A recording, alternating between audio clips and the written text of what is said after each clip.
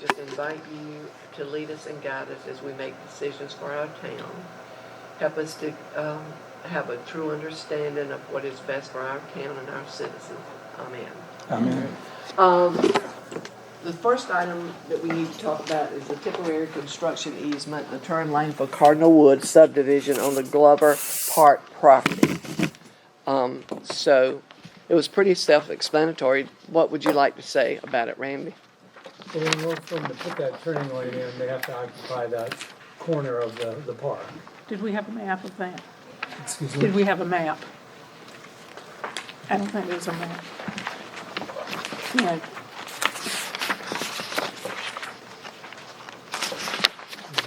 I have a map. Let me pull it up quick. If you want to email me that. Well, I can just interpret it.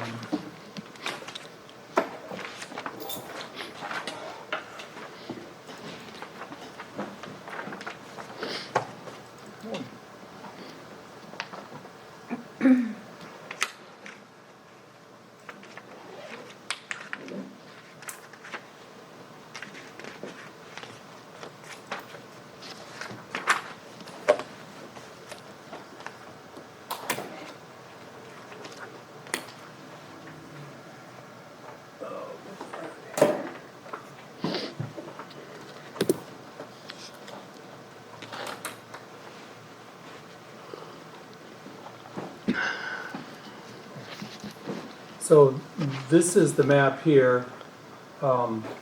What's in the yellow there, all of this is the temporary construction easement. The blue triangle is what will be conveyed. This is this is 58 heading south, and this is Glover Park Memorial Drive right there. So when they build that turning lane, the radius of the turning lane will spill over onto Glover Park property. So it's that triangle, which is 31 by 25 by like 36. That's what's being recommended to deed to the DOT, and they will incorporate it into the right-of-way for Highway 58. And the pink area here is where the ditch is going to be moved onto the park property, and there's two culverts. There will be a culvert extension here, and then there will be another culvert here to get the drainage from Glover Park Memorial Drive underneath the sidewalk to the 58 roadway ditch. So the sidewalk is part of that area, correct? Yeah, they'll rip part of that out, and then they'll put it back in place. Okay, And then put this culvert underneath of it right here. okay. With the side, they're gonna rip it out, underlay the culvert and then put it back in the same spot. Right. The sidewalk will not be moved over any further. It'll move slightly to the west from its Okay. current position. Okay. Not a whole lot. And the sign remains right where it is in this little white area here. Okay. Okay. The sign's. It'll still be usable for the citizens to walk and everything. Right. Oh, yeah. Yeah. Let me pull it up on Google Earth quick.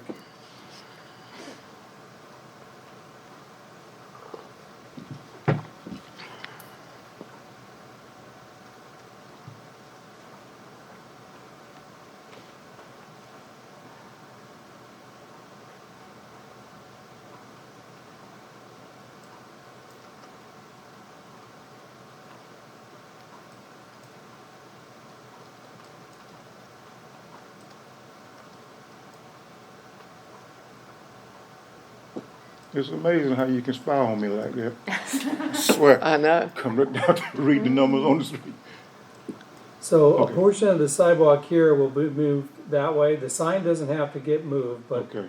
actually I think this photo was taken right after they staked it. So you can see the surveying stakes. I can get it to go in the right direction here. So where these stakes are here, that's where approximately the sidewalk will be moved slightly. It's gonna shift up probably about a foot or two. Yeah, and then the turning lane will be right here. and then the ditch will be relocated to here. There's already a culvert underneath the sidewalk right here. That one comes out, and then that gets pushed back to the north, and will run more diagonally right through here. Okay. Do I hear a motion that, are there any questions? Can we get a copy of the map, just so you know, have it in there? Do I hear a motion to grant temporary construction easement, for the, Ashton Woods project and giving that to the DOT? So made. Second.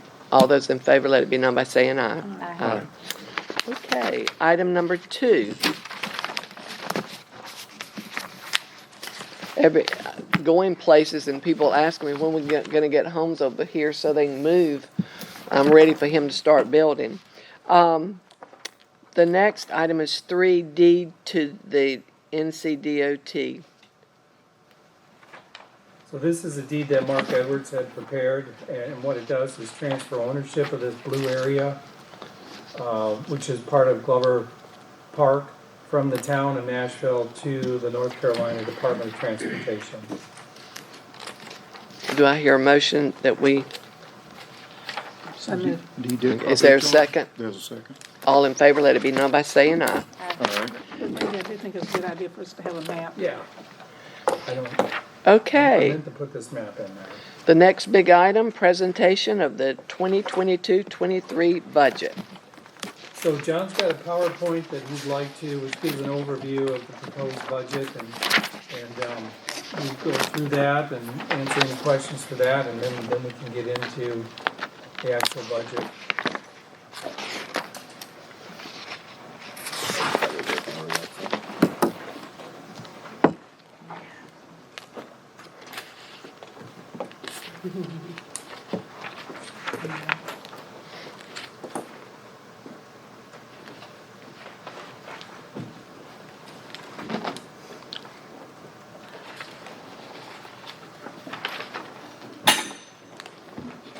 While you're doing that, I saw where you'd hired someone to take Lou's place. When does he begin? Matthew Joyner, he begins May 31st, And where's he from?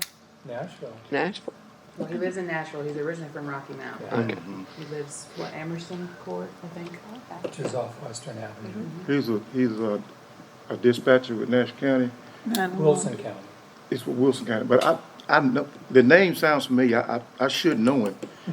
Cause I feel the same way when I heard it. I think he's one of our auxiliary firemen.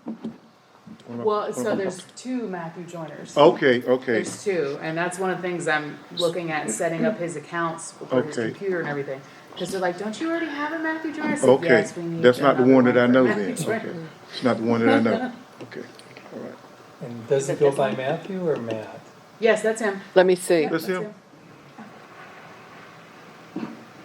I can't see that far, Kate. But he has a lot of HR experience in the private sector too, and he's about to be certified with one of the biggest HR organizations. So, He's gonna get his master's in. Okay, Mary, let me. human In HR, yeah. resources management. He reminds me of John. I know, that's what I said. That's what I said. I hope that's a compliment. It is. I think I still know him. I know him. Okay. Here, Louis. Thank you. It's not your brother's job. Pardon? Is it your brother from another mother? Something like that? And another father, too. Okay. All right. So just a quick overview in this. Fund balance appropriation 902 at 4:30 this year it was 1708107. So a decrease of about half. Property tax it is a decrease of 68,000 to 2235468. Sales and use tax is an increase of 415,000. Motor vehicle tax 324, an increase of 19,000. Use of capital reserves 85,000, decrease of 185,367 in the general fund. And these are an increase or decrease from what? From 430 budget from 430 fiscal year 22 budget at 430. Okay. how tax dollars are spent, it's pretty much exactly the same as last year. Police and fire are most. Yeah, and everything else hovers around 1.4%. That's not in our book. No, This is just the, we'll print this Thank PowerPoint you. out for Okay. you guys. yeah, this is just all the governmental, departments, with the exception of sanitation. Sanitation's fully funded by its own fees. Major revenue sources: water and sewer. Water revenue, what we bill out to customers, it's up 69, proposed budget $69,000 higher than fourth. Yep. Sewer revenue, increase of 155. Other operating revenues, and that's mainly late fees, NSF charges, and another thing, and several other items, 101,650. And that's down slightly. Yeah, down slightly, and that's because I lowered that because as more and more people sign up for auto draft, less and less people are late. And that's a good thing. People should pay on time, but realistically, what the town ideally wants is everyone to pay on the 29th. So there's a $50 fee on every single one. That's not really a good thing, but that is the best thing. Financially. Yeah, but I don't think that's not Not our goal. Yeah, so I'm decreasing the late fees just because as more and more people sign up for auto draft. The late fees are gonna Yeah. decrease. Yeah, I think 35 people signed up last month for auto draft. The total draft last week was 184,000 of the 440 we. But the bill good out. thing is our men don't have to go out and cut the water off and cut it back on when they get the automatic draft that's gonna be paid. Yeah, and out of all but two of the people, all but two of the accounts, as of the bills for last month, they're paid up. All but two people. Is there a fee for the automatic draft? Yeah. And the draft's great for us because that means that Sam, Yvette, or whoever does not need to take a payment. It's just, Paperwork and that. yep, and it takes me the same amount of time to run the file if there's one person on the draft or 2,500. So, proposed fees changes. So recycling, right now, recycling runs at a loss. And GFL, they are going to have an 8% increase in their fees for next year. And so the recycling up from $5.50 to $6.50, and the sanitation up from $6.80 to $7 makes the sanitation go from running at a loss to running at like a 1%. Are we gonna break that out on the billing so that people understand the difference between the trash pickup and the recycling? Is there a way to do that?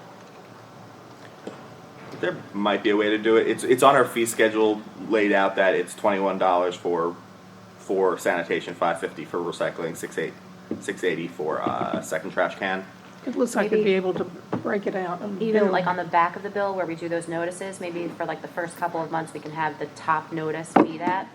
Just because it will avoid a ton of calls and conversations with us about why water fees increased again or something like that. Okay.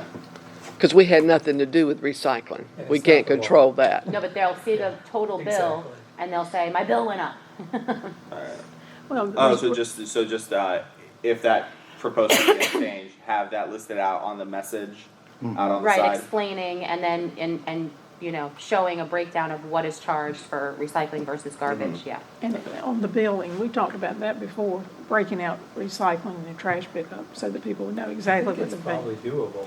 Yeah, You know, I think I could probably change, like, the bill codes, the way that they're set up right now, it's 014 is combines them, but I think we could probably do a mass update and change 014 to just the sanitation, and then make 015 and have that just recycling, and I think that might switch it out on the bill, so instead of it being water, sewer, garbage, it'll be water, sewer, water, sewer, sanitation, it'll be water, sewer, garbage, recycling. I'll have to. That would be great. I'll It would give them run that clarity.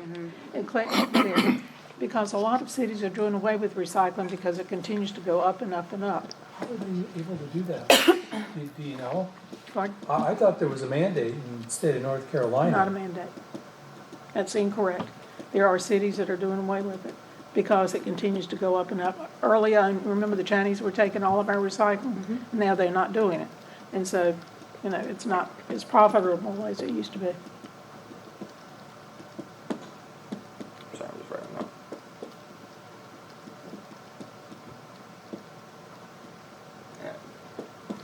that. Water taps up from 1,000, for water taps up to 2 inches is currently 1,000, greater than 2 inches is currently 1,500.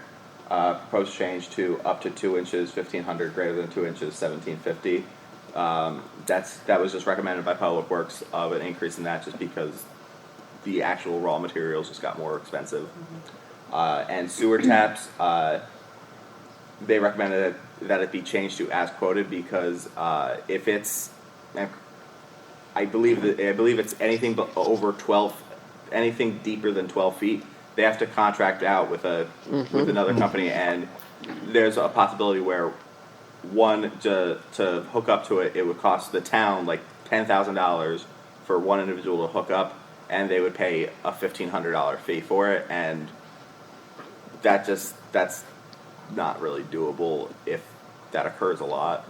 Like a one-off, it's probably the town can sustain that, but if there's a mass update to it, so that's why I'm recommending it to be changed to just as quoted. Don't have a price there because it can range so much. The quote may change. But the city of Rocky Mount, they're planning on proposing a 25 cent per unit upcharge to uptick in their charges to water and sewer each. They bill in CCF, so that equates to about 33 cents per 1,000 gallons.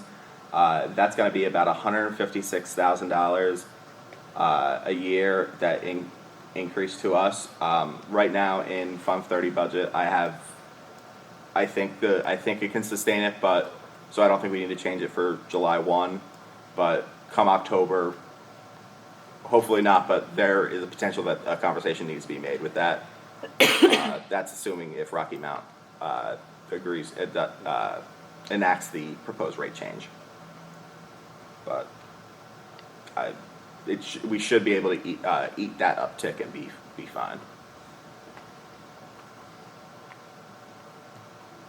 Major items funded: 2 police officers, 1 detective, 1 assistant chief, 1 firefighter.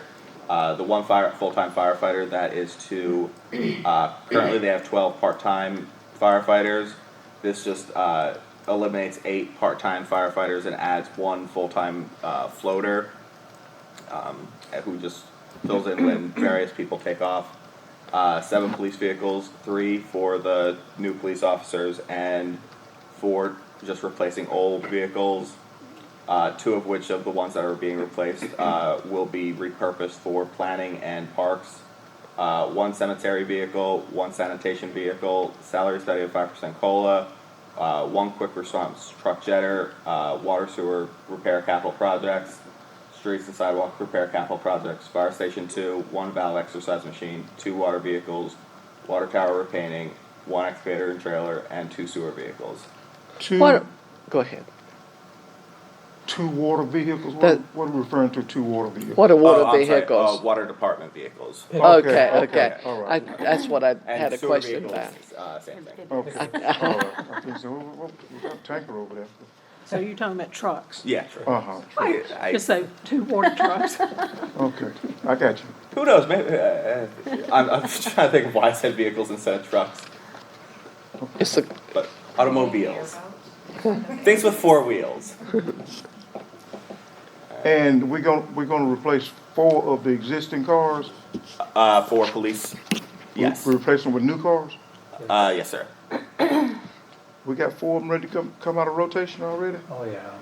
We used to do 3. We used to do 3, but now we're gonna do 4. The only problem I see with that, not saying they don't need it, but we're gonna put 4 brand new ones on the road, so down the road, 4 vehicles gonna run out. Well, matter of fact, not 4, but 7 are gonna be At the same time. miles out at the same time.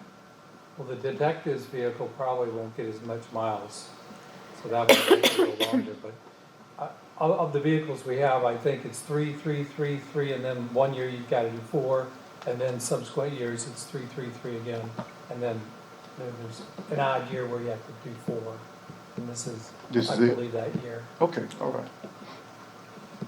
So we'll have an entire, almost brand new fleet for the police department?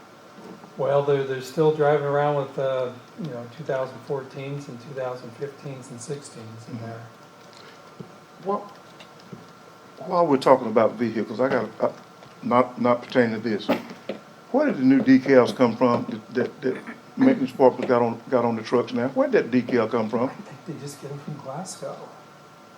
But shouldn't the decals be approved by us before we stick them up there? Can, if you guys wanna look at them. On which trucks? On all the maintenance trucks, they got the design of the state of North Carolina, but we don't have the town seal on it no more. Y'all hadn't noticed that? No. That would be nice to, I mean, the town seal is supposed to be up there. That decal was not approved by us. And I didn't think departments could go out and just create their own decal and stick it up there. I haven't paid any attention to it, Larry, I apologize. I thought it was a circular one I've seen. Yeah. No, it's the not. circle one is one I'm thinking. No. Which vehicle have you seen that's got? That's the state only one North I've seen is the Carolina circle Well, one. remember the brand new truck we bought last year, the work truck? on it? Okay, It's on that. okay. And it's on some of the other trucks too. It's a silhouette of the state of North Carolina and just says Nashville under it. With a star? No, there is no star. Not that, I hadn't looked at it that close. It may be a little tiny star, but it's not a big star. But there's no town seal on that truck. Okay. That, I think we need to stick with our seal unless we all collectively agree to change it. I agree. Okay.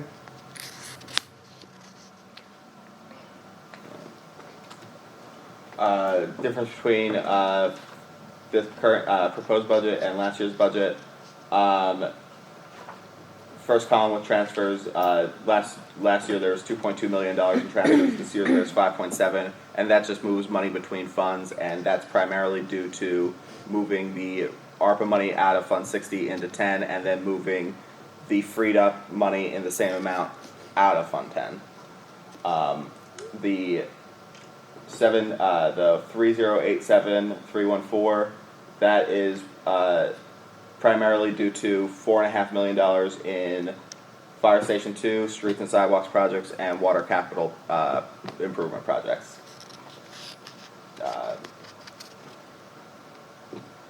But I think when we go through the detail, we'll get more into these numbers. That's just a summary. But it's mainly with transfers and those three funds: Fire Station 2, streets and sidewalks, and water capital projects. And we'll get to the fun stuff. Alright.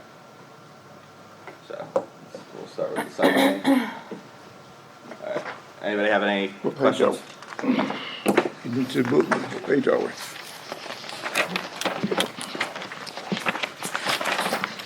This would be page 13. Page 13, gotcha.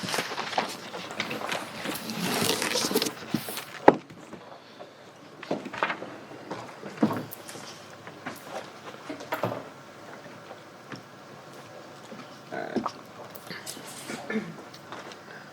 That So why don't you go column by column and then, that first column, that is just taken off the June 30, 2021 audit for all the respective funds. The next column is where I think we'll be at 6/30/22. General fund, year to date, we're at $700,000 loss, and that's almost exclusively due to the purchase of the fire truck. I have it estimated at $800,000 just for, in case projections are wrong for whatever reason. MSD 146, water sewer fund 431 220, stormwater fund 149, general fund capital reserves 385, Powell fund 84,000, water sewer capital reserves 293, state trucks funds $401, flex spending $9, coronavirus relief fund 968,815, Fire Station 2 198,575, sidewalk capital project fund 39,000, and water and sewer capital project fund 83,838. and Fund 71 is streets and sidewalks, it's not just sidewalks. That's something I'll have on the 7th. It's currently named sidewalks, but that's we'll just have to change the name, and I think that just needs a motion by the board to change the name, but, when I made this, I was operating on the assumption that it's just gonna be streets and sidewalks, rather than just sidewalks. Revenues, 14.8 million in total, 6.4 in the general fund, 39,000 in MSD, 4.68 in the water sewer fund, 140,000 in stormwater fees, Powell bill, 197,795. We'll get the second distribution of the ARPA money in July or August. Fire Station 2 fund, that would just be loan proceeds. And Sidewalk Capital Project Fund, there's the CMAC grant that was awarded several years ago, but I guess the state, the state had freed up money, and that's going to enable it next year. This comes along with a $102,000 match, but it's $411,000 in grants. Expenses, current year budget for general fund is $8 million. Next year, $7.37 million. MSD 186, which is just the total of the fund, just budgeting to spend all of it. Water and sewer fund 4.6 million. Stormwater fund, budgeting to stormwater fund every year due to the Windy Oak loan from the general fund. Stormwater fund has to pay the general fund $50,000 a year, so that 187 is just the entirety of the fund balance minus 1 year of its debt service to the general fund.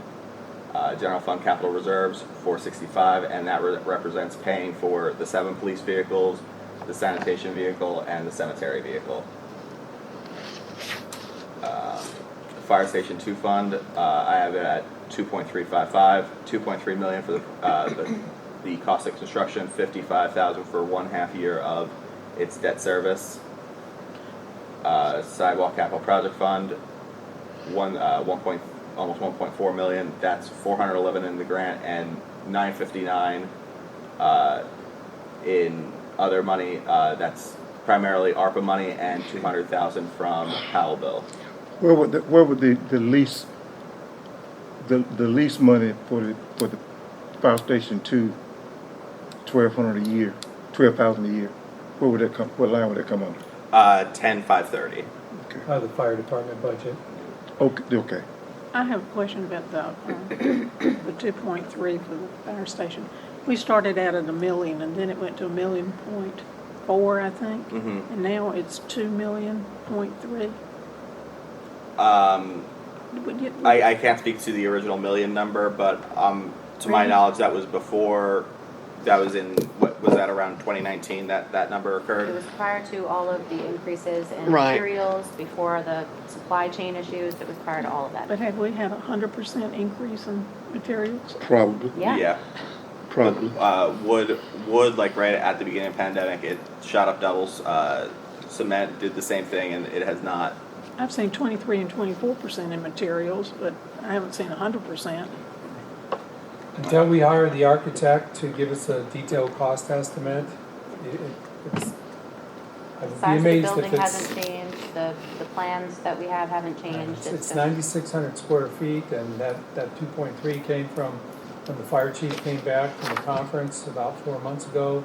He talked to 3 other chiefs that just built, and they all said the construction cost, I think he said, was about $180 a square foot.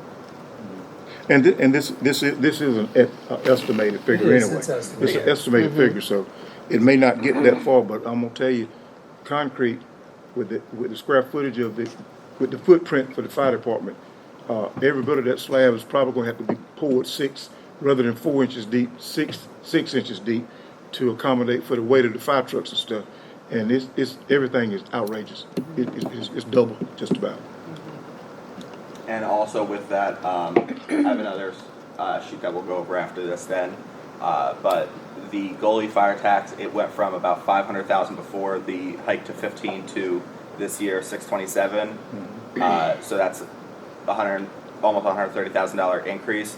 And the debt service on the 2.3, and I have it all in the summary, is going to be about $110,000 a year. So the increased rate pays for the debt service on the. Yep.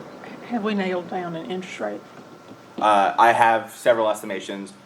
I think we'll probably get signed the, USDA? yeah. The USDA, that's with the grant, so we'll get about a $300,000 grant in that, and then a lower interest rate. I think that's probably gonna be around 3%, but I have that all up on the sheet. But again, I don't know what interest rates are gonna be in 6 months. That's beyond my control, but I think around November is when we'll sign the paperwork for the Probably debt gonna be, and get that. probably gonna be higher. Yeah. Like, I have it kind of somewhat high, but again, that's in 6 months, and that may be entirely reasonable. Interest rates are hard to predict, and if I could predict them with 100% accuracy, I'd be a trillionaire, but I sadly cannot do that. And Water Sewer Capital Project Fund 838. Transfers in, we'll go over the summary of transfers, but again, that's what really hiked that number up to 22 million, is just because of moving the ARPA money in and out of the general fund, into the general fund, and then out of the general fund to other funds. Any questions?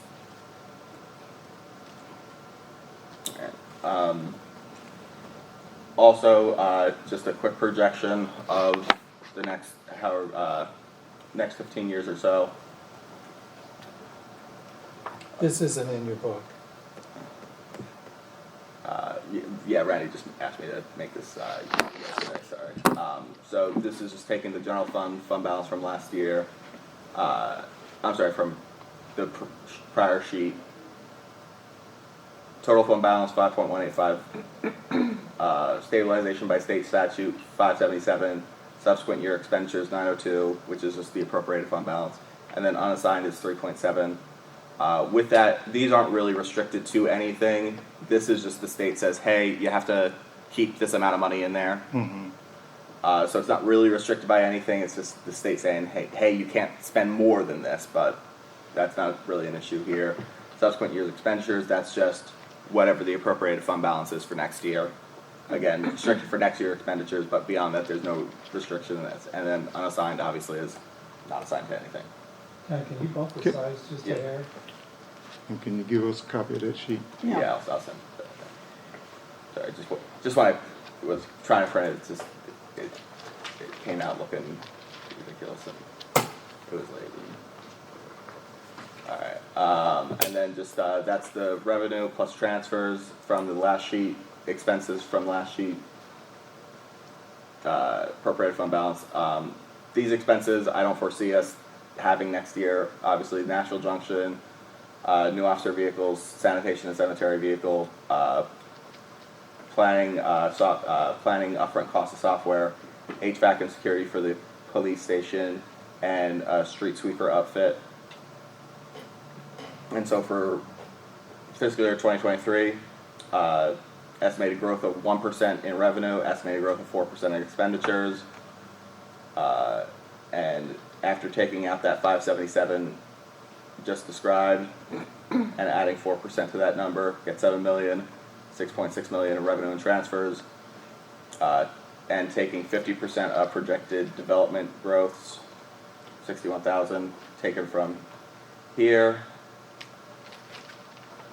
Just added those two together because I'm not guaranteeing that these are on the scroll for this year, but presumably for next year. There, and if you want to see what it's like 2%, I can change that and it'll change the whole spreadsheet. Also, fund balance appropriation for the last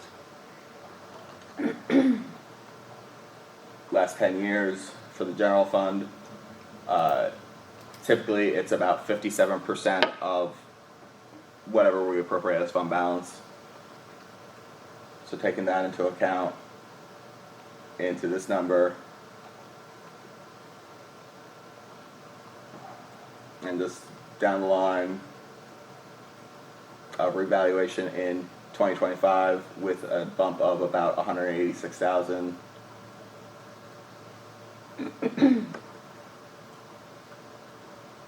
And then obviously anything past here is 10 years, and that's impossible to really predict, but And that's solely based on like tax revenues on existing homes. It's not projecting any of like the new builds that are coming in. It's just, it is projecting a 1% flat growth overall, so that's everything encompassing in it. And then, 50% of this figure each. And I have it subtracted out because, they kind of repeat, but. So we got Hadley Ridge Senior Living, Bradford Place Phase 1. We took out Liberty Acres and Cross Creek duplexes because there just hasn't been any movement on those whatsoever. Birchwood Preserve, something's going to be done there, but at this point we don't know what. Mayo Farms, obviously, and then the Nashville Junction with the apartment buildings. And I just took 50% of these figures, so. Randy, has there been any discussion on about the apartment buildings for HURT? Any discussion about when it's gonna break ground on that? Well, he says once he gets the Junction building all rehab, he's getting tenants, then he's gonna start on the other side, but he said at this point it's probably still He's gonna 2 do- years out. Okay. Originally, he told us that out of the 12 suites that were gonna come into the Junction, that, he had them all spoken for. There's rumors going around now that 2 or 3 of the tenants he has is backed out. Has he shared that with you? Yeah. So how many have we lost? So, well, Westridge Grill isn't coming anymore. Okay. He lost his assistant manager, and when he finds another one, he's not. But he's got. It's Michael. Okay. His mind is going 100 miles an hour all the time. But last I heard, he's got 6 for sure. He's got 6 for sure out of the supposedly 12 that he originally Yeah. started with. Has He's he got signed leases? He's got an Or is attorney this coming verbal? in, some type of pre-lease. I don't think it's a formal lease yet. I think it's an engagement of some type. That's what he's got. So we're down to 6 now. Plus I don't he's know if waiting he- for a restaurant. What's that? He's waiting to hear about a restaurant. Oh, yeah. He's Yeah. beating the street to find a good anchor restaurant for the Junction. He thought he had it with Westridge, and that one didn't happen. But that was nobody's fault but the situation. Was on that list included what was it? We just approved it. The one that's not getting on the north side of town by Breedlove? No, that doesn't include, Breedlove isn't on that one. Okay. Where's the other one, John? There were 2 spreadsheets I had. I think that one had Breedlove in it. Now, I talked to Kevin Varnell about 2 weeks ago, and he said Marv Sheeran's still moving forward. He said we're getting really close to having a construction plan for the town to review for that. Is that the Breedlove project? Yeah. That's 60 acres off Breedlove Road. I think he's calling it the Farm 2, Okay. because his last development, the one up in Red Oak, is called the Farms. Okay. Right. Oh, it's the same contractor? The same 3 builders, Dean Holland, R&L, and somebody else, Okay. are going to be the same builders in this one. From what the last I heard. Yeah, maybe make that bigger. So this one, had Bradford Place, Cross Creek, Aviation, Spikes. They have homes on the last 2 lots along Right. Aviation now. So hopefully we're going to be seeing a construction plat for the interior. I think there's 21 acres in there, and that'll hook up with Davis Farm somehow and come through. And then Breedlove, Cardinal Woods, Birchwood, Preserve, and we had talked with Cecil Williams. This has been quite a while ago, and he was interested in some property on the west side of 64 along Western Avenue. It'd be on the north of Western Avenue. There's 400 acres in there that evidently he's got an option on, and he's toying with the development. But he really liked it because, we've got a 12-inch water main right along there going out to the prison, And just to the north, along the Stony Creek is a 12-inch sewer line, so you could easily, what he showed us was I got that number wrong, it wasn't 646, it was 464. Sorry about that. But, It's in that area, I think, where they wanted to put that truck stop. yeah, Right. Mhm. Well, the truck stop now may not be as feasible as it would originally have been, simply because of the one that Spring Hope is putting up. I don't know if they're gonna call it a truck stop or not, but it's got pumps up there for heavy equipment stuff, so, and there's a lot out there for trucks to park, so that would probably lessen the need of a truck stop here in Nashville, there in Spring Hope. That might be a good thing. Maybe.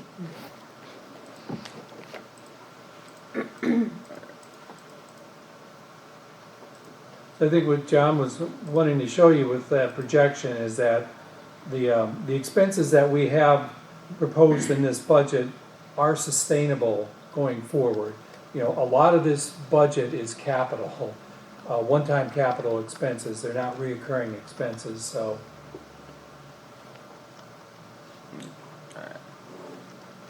Alright, so the next thing up, page 14, general fund. Alright, here's the summary.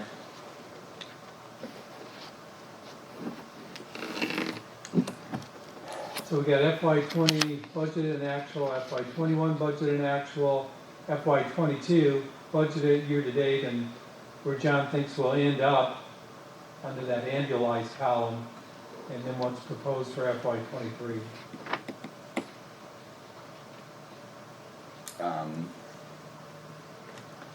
Yeah, so, property taxes, taxes, that's just, motor vehicles and current year property tax and back taxes. Recently sent out a basically threat letter to that makes it sound horrible, but threat letter to 62, delinquent taxpayers from the last 10 years, which was everyone that owed over $500. That represented $140,000 of the $186,000 currently outstanding. Who knows how many will Respond to your threat letter. respond to it. There's a threat of the foreclosure. Obviously, we're not going to. Sorry, we're probably not going to do that if they owe $500. Don't print that. That's right. Don't print We're that. like obviously How like much it does. does it cost though to place a lien on the property? I think when you add in all the legal fees, it's supposed to get tacked onto the principal that they owe, but you have to pay the lawyer immediately Right. for something you may not get. So like if it's $500, it's probably not worth it. No, but if it's a couple of thousand. Yeah, like there's 8 people that owe $5,000. I don't know how many that got yesterday, but out of the 8 people, 2 of them just got set up on payment plans. The other 6, who knows? 1 is pretty unlikely, I think, but the other 5. I'm just thinking, once a lien goes on the property, if the mortgage company gets wind of that, they're gonna have to pay it immediately, or we get paid out of the sale of the property. So either way, Yeah, I think with a lot of people that are on the delinquent list, they don't have a mortgage, so that's that, and they're probably not going to sell their home for a while. So it just pushes out. Yes, you'll eventually get your money from the town will eventually get its money from 1995 taxes when the resident dies in however many years and it transfers ownership. But again, that's 30 years. We may never see it. We'll see how that goes. The last time we did like a foreclosure, we did it in conjunction with Nash County. Out of the 8 people, I think 2 or 3 of them were also owed taxes to Nash County, but a surprisingly large number of the 62 people that were over 500 paid the county. So it may just be, hey, maybe this threat letter is, oh wait, I have to pay city taxes too. that does happen. Yeah. I had someone call me saying, I have a delinquent notice and I just paid my taxes. And so Yeah. I said, what tax did you pay? Nash County. And that happens a lot, and it happens a lot with the attorneys when they do the closing, which is surprising because you figure it'd be pretty obvious they would know after a while, but it does happen. What's outstanding for this year? For this year, I believe it's something. I want to say it's something around 40. I think it's around 40,000. I know at like February it was like 70,000. And that's been steadily dropping down, but I'll double. I think let me double check that figure. That's a police car. Pardon?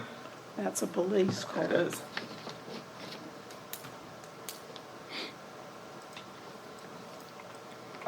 Also, the people that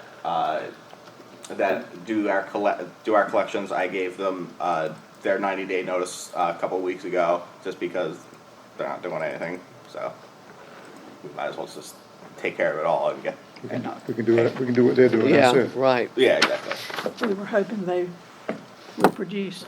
I think this is just me speaking. I think their business model is, we'll charge such a low collection fee, we'll just send out threat letters. If anyone pays us, it costs us $2 to send out each letter, and that's their business model, which is almost admirable that that's their business model, but I think that's why they had such a low collection fee.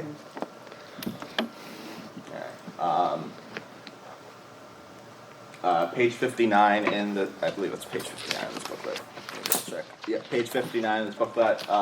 Every year NCLM kind of gives out a, hey, this is where we think the various Ncdor revenues are going to be at next year. We've been getting about year to date about $140,000 a month in sales tax. NCLM projects a 3.75% increase. That would be $145,000 a month, which is 1.74 a year. Electricity sales tax up. Local programming down 1.75. Telecommunication down 7.5. Both of those are $20,000 each. So I'm glad that it's the telecommunication down 7.5% and not the sales tax, but for the most part that it doesn't change figures in a huge material way one way or the other beyond sales and use tax.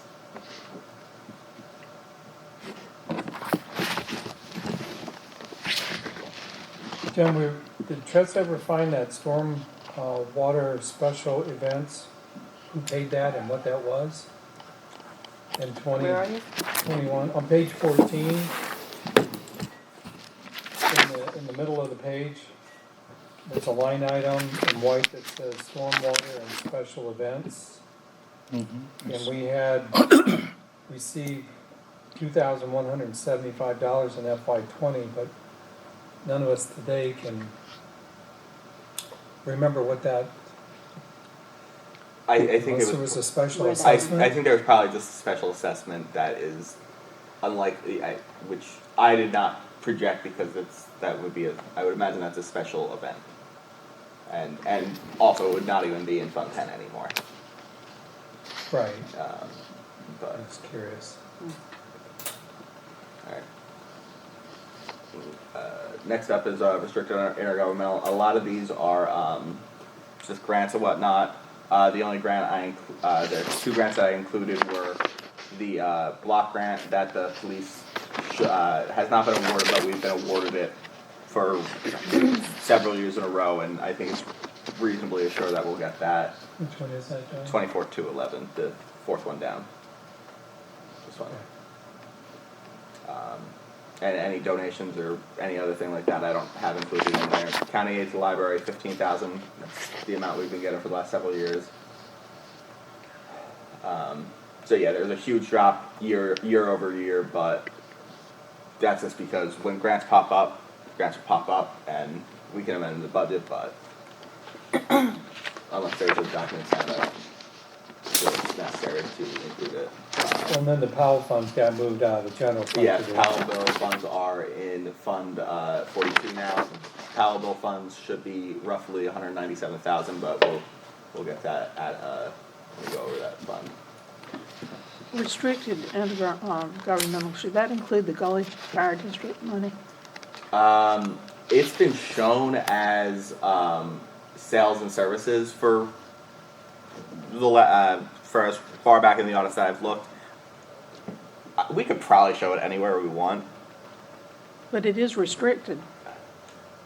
Since we spend more, since that only covers about 50% of fire, it's restricted and it's not really. We're not going to be in a case where we're spending. Accidentally spending it somewhere else. Yeah, yeah. We spend more than. And we have to request it from the county anyway. Yeah, we requested from we requested that at the beginning of the year for it. But It is weird it shows up there. That's where the auditors put it. and I mean, I'll be writing the audit report this year, so. But I mean, it's restricted to the use of fire. Mm-hmm. And No, I agree with you. I just copied what was in previous years. I agree with you, and I'll be writing the audit statements this year, so I'm fine moving that up to there. I mean, we have a lot of funds that are unrestricted. I mean, you can use for whatever. Yeah. But this is very specific. And also, I mean, sanitation fees is also technically restricted, but again, we just spend all of that in sanitation. You could also, I guess you could, and this is more of a theoretical argument, I guess you could say the goalie is providing a service, so it is a sale and service. But other than that's how it was done in previous years, I don't really have a good answer as to why it's there and not restricted. I guess the bottom line is when people pay that tax, they expect it to be used for fire service, fire protection.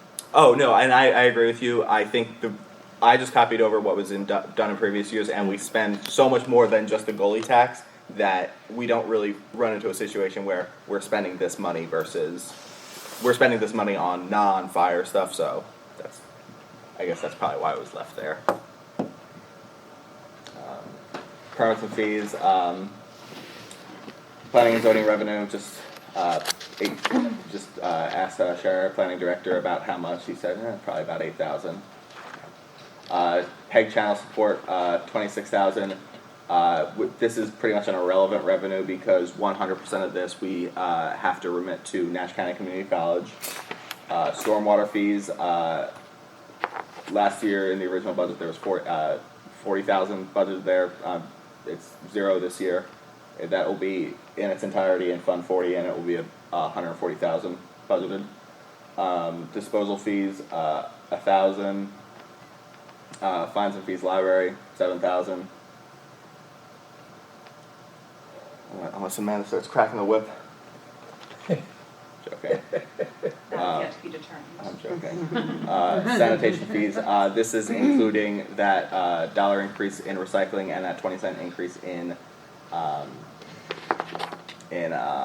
second trash can, and 99. And that I think I have a 99.5% collection rate. As I stated earlier, last month 2 of the 2,800 bills that got sent out are paid in full right now. Fire protection fees, 627. There was I look at the valuation. Do you want the detail on that, or you want?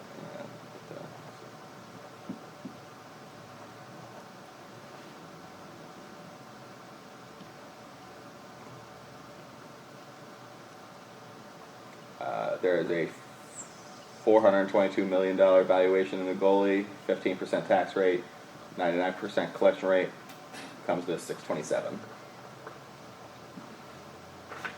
Sanitary revenues, this is kind of difficult to project. It varies year over year, and really just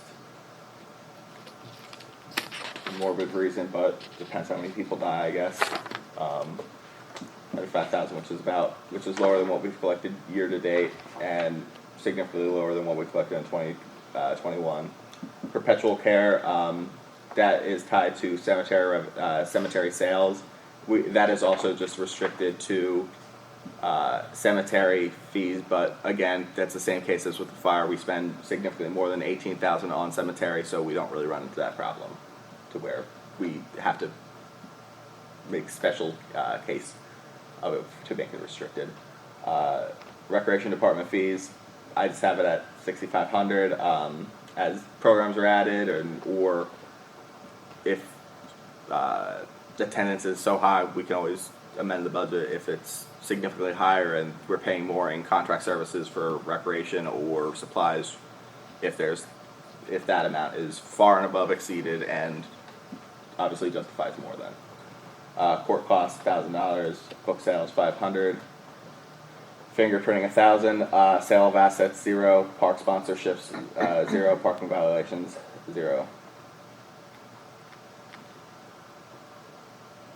Investment earnings $47,750.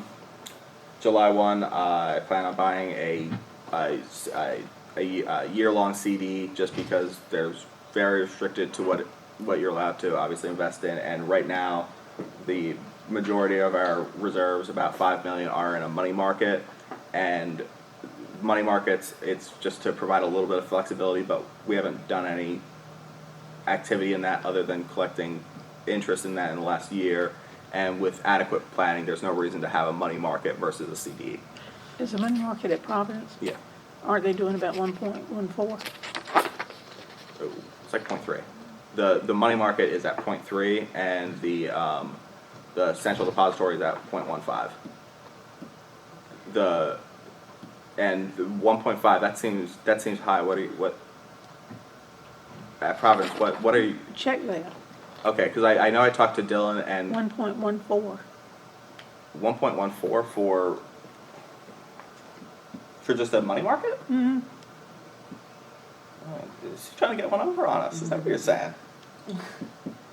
Just ask. 1.14%. Like, Just ask, yeah. We have how much there? oh, we have $5 million in the money market account, 2.8 million in the central depository, 400,000 in the Powell fund, which there needs to be a transfer to that because we wrote the checks that the Powell bill paid for out of the central depository, so I have to make a transfer from that fund. But there's about 481,000 in the Powell bill fund right now, so yeah, it's almost 8 million. So what could you get a CD for? Like right now, CDs are going for about 1%. I checked last week. Most of them are under 1. Yeah, like there were some people I would not put $5 million in their name that were offering like 1.2, but let me see CD. But if you have it in the money market, it's much more flexible. Yeah, but If we had some sort of Yeah. mass event, big emergency. then we would have to pay 90 days of the interest. But I think we basically everything that we pay for, it's going to take at least 90 days for us to we'll know 90 days out when we're going to need to pay for something. Mm-hmm. And as long as you have, like, say on 7/1 you buy a year-long CD, and then 3 months later a year-long CD, and just down the line, and just having them all year-long CDs for the better interest rate, because if you buy a 6-month, it's way less than one year. But as long as you have it, Don't put it all in one, so do it in So chunks stagger so that it. it has yeah, availability. staggering it, yeah, so you don't really run into that problem, and Laddering. yeah, like I said, yeah, that's a better term. Ask that question then, about the 1.14. Yeah, because I mean that's 4 times as much as we've been getting, and that. Was that when we rebid? Was that in that paperwork? Because that would be easy enough to find if that's where it was from. Do you remember what date? Do you remember around when When did we bid out to the other banks? I can't remember exactly when, but I mean, banks do special things. Pardon? I mean, if you ask. Oh yeah, and I'm sure we're one of their. And banks are going to start buying money with interest rates going up. Yeah. They will be buying money. Yeah. And these CDs will be an anachronism, let me tell you. Yeah, I know when I looked into it a couple months ago, like it was only like 0.5 or so, like 0.4, 0.5, and just kind of hearing about the news, obviously they were going to have a ton of rate hikes, so I figured rather than lock it up for a year at 0.5, it's probably better off to wait a couple of months, see what it is, and then lock it up. But 7-1, plan to lock up. I'll go over the laddering with you if you please, but it's basically going to be laddering in that to provide flexibility and just kind of mapping out, okay, when are we going to spend this, just so we don't have a cash flow issue in the central depository. But right now we're at like 2.8 million in the central depository. That's currently not an issue. So that's that 47. That's that big jump from 47.50, and obviously the big decrease was just the Federal Reserve decisions a couple of years ago. Donations, I don't have anything budgeted for there, but that's where it is year to date. Where's my mouse? Okay. Any questions on those revenues that we want to go over?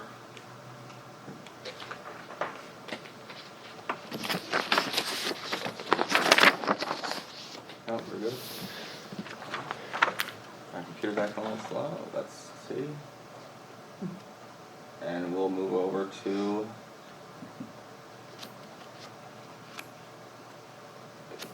expenses full. This is on page 16.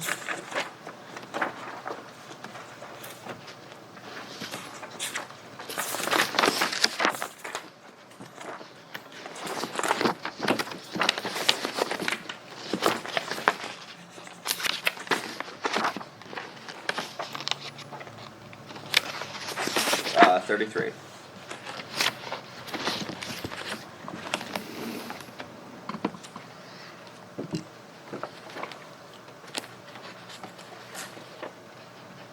Alright, so fiscal year 23 proposed, FY 22 budget and actual as of 4/30/22, and fiscal year 21 budget and actual. Governing body, really only big change was that insurance stuff that was passed on the May 3rd meeting, and insurance overall is up 10%, conversely workman's comp is down 5%.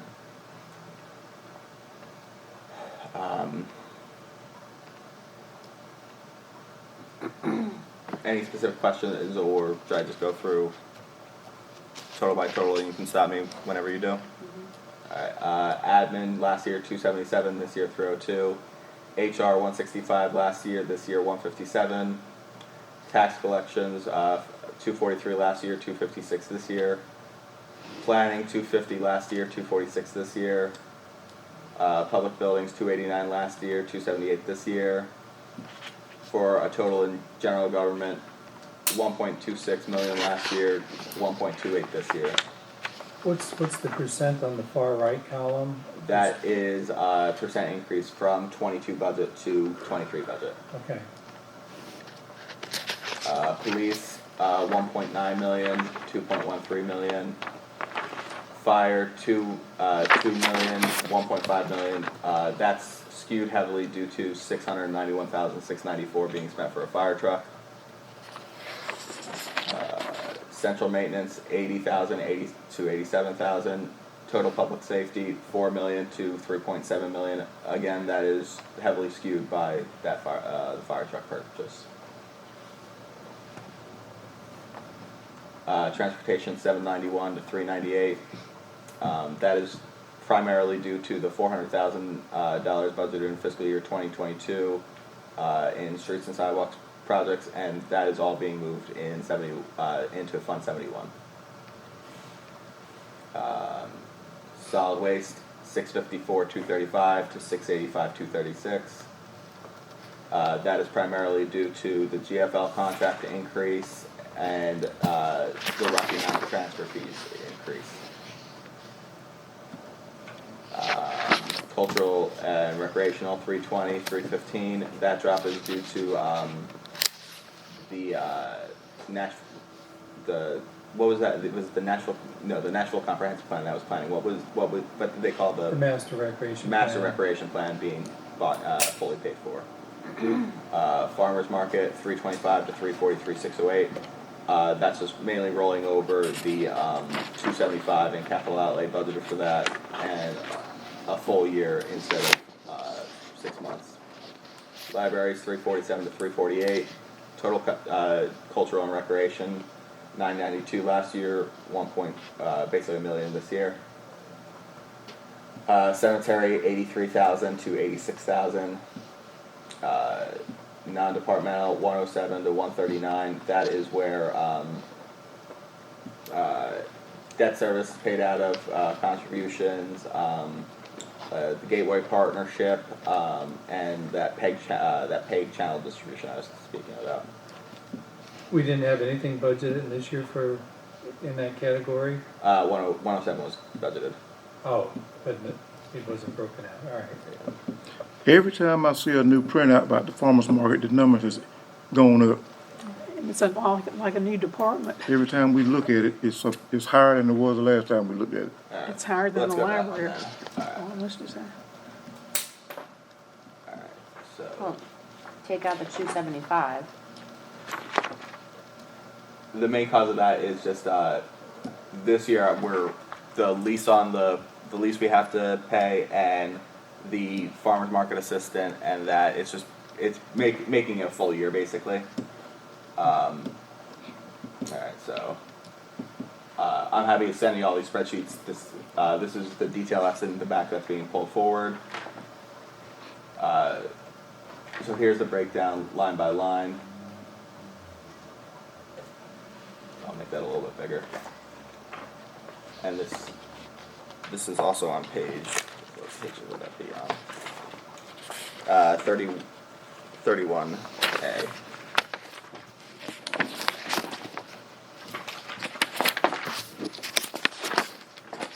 So you guys have that, I'll pull up the detail page. Spells everything out a little bit more. 31A, okay.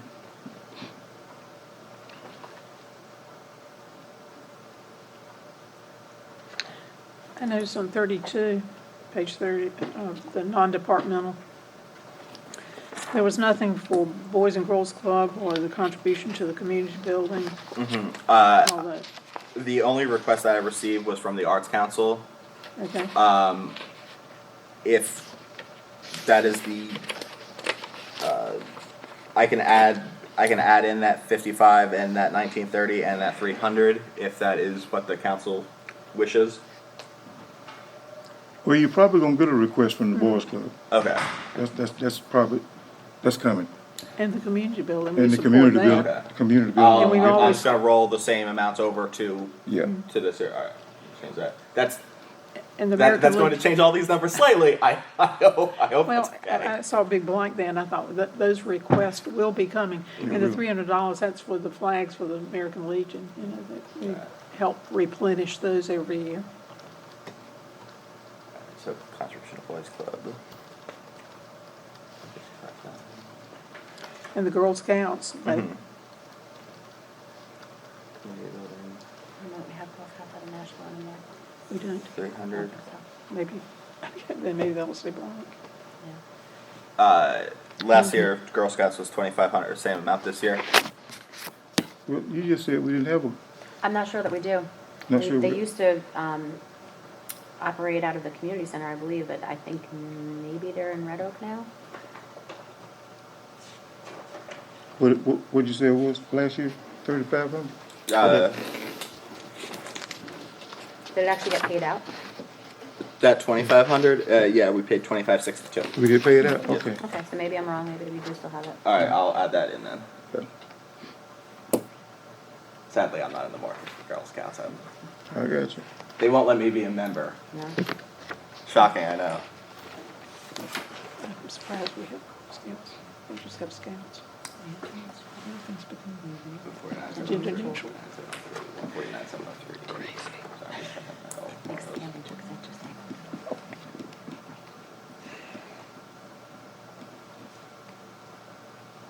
All right.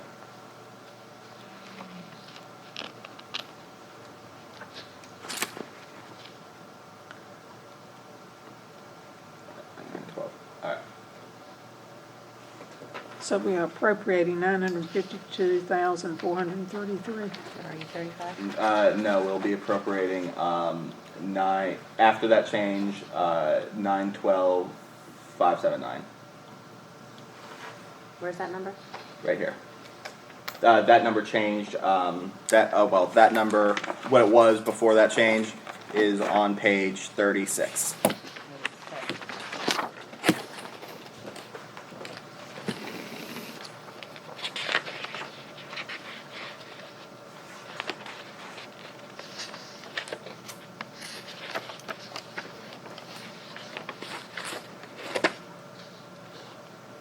Okay, so it was 902? It was 894, 696 on that printout, and now it's 912, 579.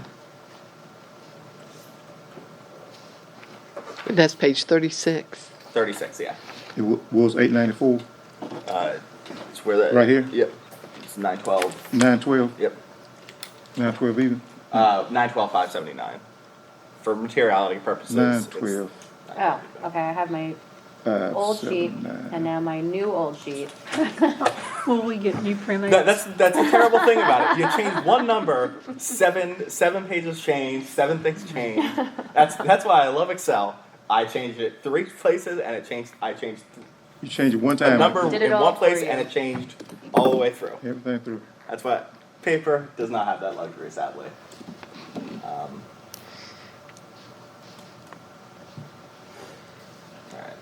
Alright. Was the junction question sufficiently answered? I broke it out. So minus that 275. Randy, at one time you had was- capital outlay at 550. 68,608. Yeah, it was 45 last year and 68,808, or It was 68,608. 50 year to date, but yeah. At the last budget I meeting, did you budget handed us that. a sheet, and the Oh, okay. capital outlay for the junction was 550. You remember that? Yes, that is what Kevin Barnell said it will most likely cost to do the parking lot, the pavilion, and the grassy area. So the 275 is, What we have in our agreement, and we're hoping for grants. Yeah, June 16th we'll know on that rural transformation grant.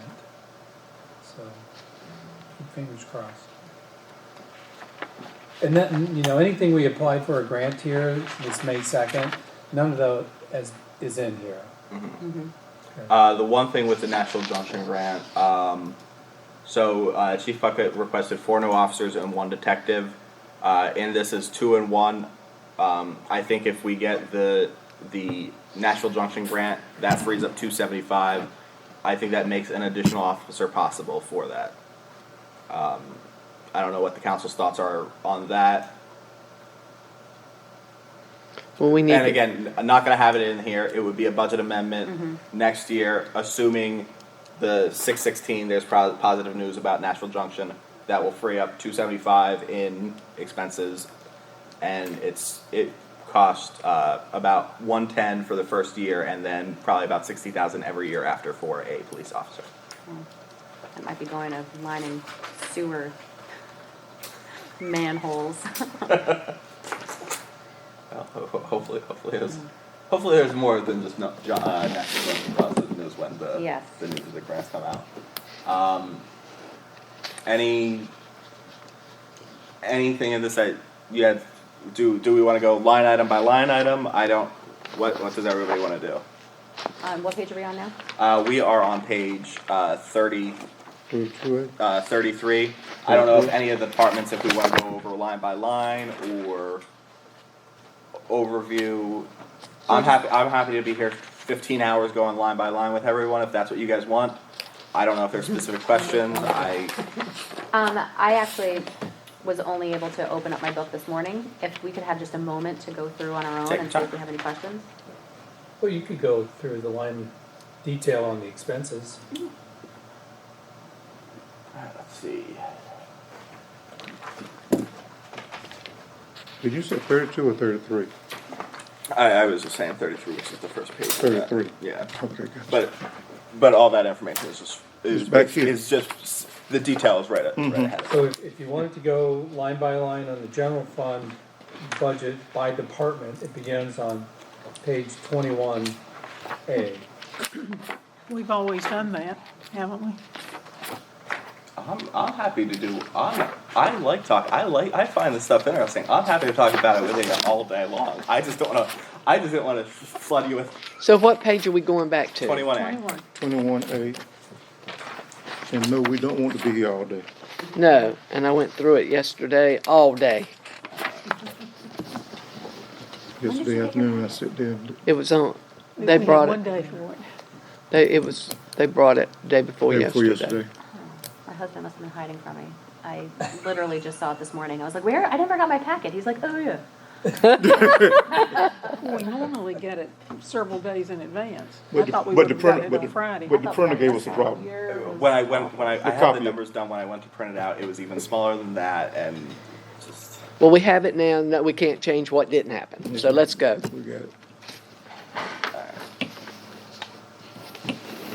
government body, 36 at 44, 628. The big thing in governing body was the rewriting the charter. That's not going to occur last year. We have had higher than expected legal fees.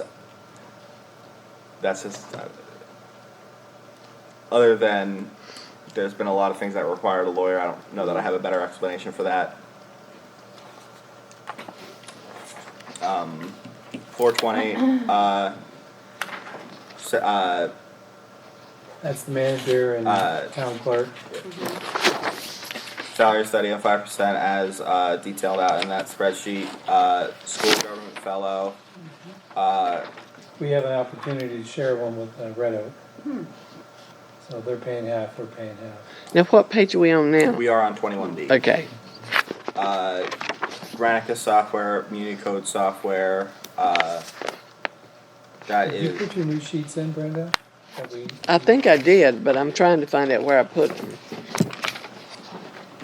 I thought I put them in right here with this one. So, You probably did. You can take mine. No, I'm fine, I've got them in here, I just need to find them. Here's what it looks like. And what did we share with Red Oak? Randy? It's an intern. I put it in the front, I think. An intern? Yeah. I've got these Fellow. marked. This looks That- like. So- is that in- 21B. that- Here we that in go. 420? It's 420? It's $7,500. There we go, thanks, honey. Page 21. I need to take Second a, can we have a 5-minute break? Yeah. Just a quick 5-minute break. Oh, I got you. Okay. When I hit this- So John, the professional services went from 13 to I got it. 27. Yeah, right here, right here. The fellow. Yeah, Brenda's got them too. We have a few pages for Hey, you to Lynn. change out. Hi. Where are you looking at? Again. Professional Some water services. back there. Yeah. Yeah, that we were significantly over in legal Lynn, fees this year. I don't know if that's projected to change. If that's not, that's assuming a slight growth for next I year. guess that's because we have Mark at every meeting. We had the extra for Francis Raspberry for the charter. That was paid out of Oh, it was? That was paid out of 410. Ah, okay, I got you. This was just the multitude of legal Is this services. attorney fees? Yeah. Well, we've had Mark at more meetings He's been in this every year meeting, than we've practically. had in the last 10. oh yeah. Okay. It's kind of like we can't make a move. Yeah. I mean, we, anyway. I think he's been at every meeting we've been at, I think. And as far as the 5,000 for the town charter, Thank you, Money ma'am. well And the spent. 5,000 was just So we're I still mean, what a working on joke. that. I mean, It's- that That was it's ridiculous. so We've been Where did aggravating. we even get that example one that we saw that first time? Creedmoor. Right, Creedmoor, but like, yeah. why, we saw Creedmoor more when we first were talking with them, we said we didn't like it, we wanted to go back to the original one. Where did the higher-ups who switched it out get the Creedmoor one?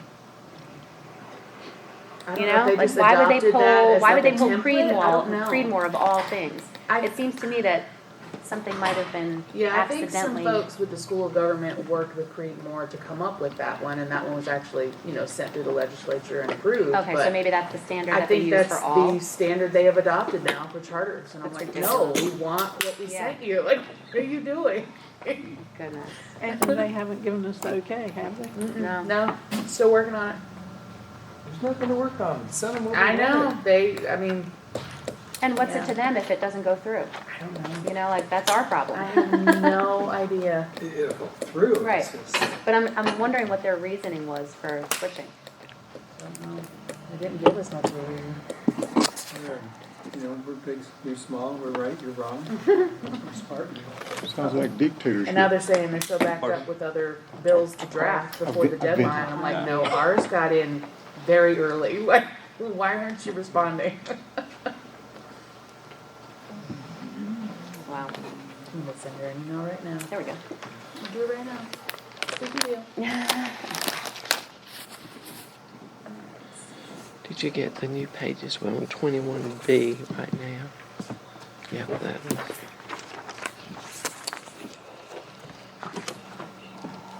Man, you gonna drink another Coke? I ain't had one. Thank you. I brought one in and put it in the refrigerator. Okay, I think so. I need to take you home so you monitor everything I eat. Right? Maybe I'll lose some Slap weight. my hand at the refrigerator. Yeah. Yeah. Go. John, what was the total cost of this salary study and the 5% COLA? 368, 759. That is including FICA, elders, 401k. Elders, it's up to 12.15% for general employees. 6% 401k. Same thing for fire. Right up there, just so we can visualize it. And 13.04% elders for Yeah, I police, saw that. and 5% for 401k for police. Both of these are just increases mandated by elders. That's not in these pages. Yeah.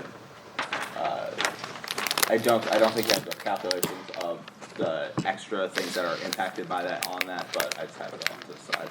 So that's total 5% COLA That is salary study and plus the salary study. no, yeah, that's salary study and 5%, which was this everything in the colors. That's all loose stuff. This is just me summing up everything and adding in. So the total is? 368, 758, 23 in total between all everything. Public safety and non-public Yes, safety. yes. Read that number one more time. I can't see it. 368, 758.23. Thank you.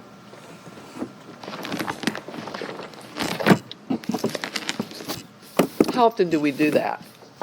We do a salary study every year, 1 year for public safety, then the next year for non-public safety. So police and fire got the salary study increases last year. And this year it's the non-public safety.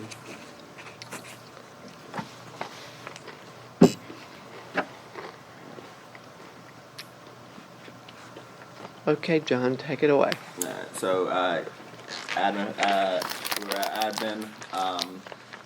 Professional services increase. That was mainly just due to an expectation of what's already been experienced with legal fees. FICA health insurance, medical deductible, state retirement, 401k are going to be the same for every department. 7.65% of wages for FICA, $8,000 per employee for health insurance. Last year was 7. That was just the state health plan going up. Medical deductible, $300 per full-time employee. State retirement, 12.15% for non-law enforcement. 401k, 3% of full-time wages for non-law enforcement. Law enforcement changes it to 13.04 and 5%. Phone postage, internet, that is pretty constant. Printing, mailing, pretty constant. Travel and training, constant. Advertising, constant. Supplies, constant. Safety, constant. Dues and subscriptions, constant. Insurance and bonds, as previously noticed. Insurance, we got the quote back for. We got quotes back for insurance and workman's comp. Insurance is up 10% from last year. Workman's comp is down 5% from last year. We've received the insurance, actual, like, full total number. We're still waiting on the workman's comp. That will be here. That will be there here in the next couple weeks. Software and data support, icon percent Adobe. John, you may want to go back and readdress postage and printing and mailing, because postal rates are about to go up again. How much are they going to go up? It's gonna go up to 60 cents. 60 cents per stamp, For stamp, the stamp, but everything else is they're gonna, gonna put themselves out of everything else business. is gonna slide too. Carry pigeons. Uh-huh. That doesn't. Wonder where we- Thank you for bringing that up. So that does not necessarily affect administration so much as it definitely affects the water bill. utility bills. Yeah. What is the council's what is the council's opinion on a rebate if people sign up for e-billing? Because it costs us right now. It costs us about $1 to send out a physical bill to somebody, and if they get a late notice, it's saying we send about 600 late notices a month. What is the council's opinion of a $6 a year rebate if you sign up for e-billing, or is that not even? Because that's a mailing we don't have to make. Right. I like the idea. That's an, Plus, that's an it doesn't incentive. take up the time of the employee. Exactly. Yeah. That's an incentive. I have no problem with Is $6 so we'll save about $12 per person. $6. I'm not like I don't know if that's much of an incentive for anybody. I wouldn't change my daily behavior for For $6 a year. $6 a year. Right, I wouldn't either, but, I don't know. Does anyone else have? With groceries and gas going up like $6 might be a big deal. But what about the people who don't have the capacity to receive To these? receive it. The Yeah. electronic bill. Well, then I mean they're just. Yeah, I don't think they should They're not get gonna a be penalty for it. penalized. They're just not going to Right. gain the benefit. I guess so to speak. Yeah, but then somebody may sit back and say, well, because that household has a computer, you gave them a break, you're gonna make me go out and buy a computer so I can take the same event. Leave it like it is. Come to the library and use the computer. But yeah, that's true. With the car that they don't have, because 12% of our citizens apparently They don't can't, have they a can't, vehicle. they can't Hey, drive. yeah, gas I prices changed that, so don't worry about it. They can't drive because gas is $5 a gallon now, so they can't afford to come to the library. They can walk to the library. I'll get my book back. Sarah, could you call Tressa about prudential login? Yeah. Yeah, we try and get people to sign up for e-billing, but I mean, you could try like the green route, that we can do e-billing instead, save And it save free. paper. And, yeah. You just need the login information. See if we can guilt people Yeah. into it without Just wanna incentivizing email them. Right, yeah. yeah, she needs it. She needs you need to do something prudential. She doesn't have a login. Only you and Lou had one. And even say it costs us Yeah, okay. $1 for each one that we Or, send or out, see if we wanna that would save save you, taxpayer money. save you from missing paperwork, so. Yeah. And we try to explain that to everyone. The likelihood people sign up is they complain, hey, I didn't get my bill in the mail. Hey, we sent them out, it got lost in the mail. Would you like to sign up for e-billing? No. I didn't know if anyone had a unique idea for We'll that, keep but, that thought. but that's not good news about postage. Hmm? I said that is not good news. No, it ain't good news. Our new, he ain't new now, our postmaster general was put in there to ruin the post office, and he's doing a good job. All right, so that was admin, HR. Page 22. Some on my pitch. Full-time salary 75%, professional services, EAP, pre-employment screenings, and Kavanaugh McDonald, pretty constant year over year. Benefits, as stated earlier, going to be the same. Phone, postage, and email, slight decline. Travel and training, slight decline. Equipment and maintenance, eliminated that because there's never been anything spent out of that, and there's not it's just a shared equipment thing for that. $1,000 for job posting, which is constant. Supplies constant. Employee appreciation, just took the year to date, annualized it. Safety, slight decline. That's drug screens, DOT, Annual verification fees. I didn't lower that so much because there just weren't many drug strains, and thankfully, but it's not something you can really predict. Dues and subscriptions, slight lowering. Software and data support, same year over year. Finance, salary studying 5%. Professional services lowered that. The audit, I'm gonna write the statement, so that's gonna save $3,000 off the audit, and VC3, the $36,000 that was in there originally was slightly inflated. Can you go back Benefits. through the savings with the audit, sorry? When Phyllis presented the audit, I asked her how much would it cost? How much would you lessen our bill if I just write the statements? And she said about $3,000. So Does that give us any, like, liability in the future if there's any inaccuracies or no, because if there's any problems? like really all they're officially sending out is the independent auditor's report, and that's just reviewing the statements behind that, and so that's giving their seal of approval. Okay. It's really just so they don't have to go through the 100 pages behind that. And for the most part, what I hand you guys at every month for the general fund and water sewer fund, it's essentially most of that, and it's not. It's not. Randy, do we have a random drug screen policy? Our CDL drivers are in a testing pool, But just them?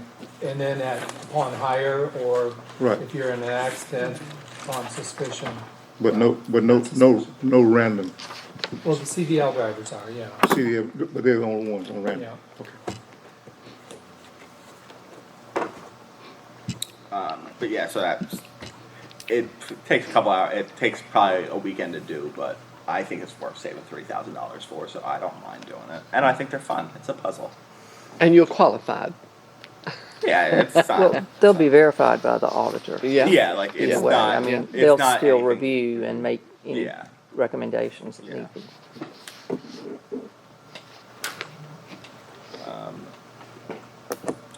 Phone postage slightly lowered. The 6,500 that seemed just kind of high to begin with. Travel and training lowered. That has tax class, GFOA conference, and a couple classes at school of government for Tressa. Advertising, that's going to stay the same. That's just for the tax advertisements. Supplies, like same thing, a little bit lower. Do subscriptions up a little bit for LexisNexis, and that's where we verify social security numbers, and it enables, it assists in adding liens to properties and whatnot. Insurance and bonds, workman's comp, software and data support. Canceled several of the modules that were purchased for Edmunds. They were either not really being used or weren't needed. So that lowered it. Page 24, planning, salary study of 5%. Professional services down a lot, and that's mainly due to the Nashville Comprehensive Plan not being, it's finished. Pretty much the same, increase in travel and training for the various planning related conferences. Contract services, so for the properties that I guess we've taken we are responsible for, there is a mowing company for anything that Public Works can't cover. They do $35 per quarter acre lot mowing, and additionally any other jobs that Public Works won't be able to handle for the properties that we are responsible for. What's an example of some of those properties? Sean sends a letter out for somebody to have a high, the day comes and goes and they don't have it taken care of. Then he puts a work order in for the guys to take care of it.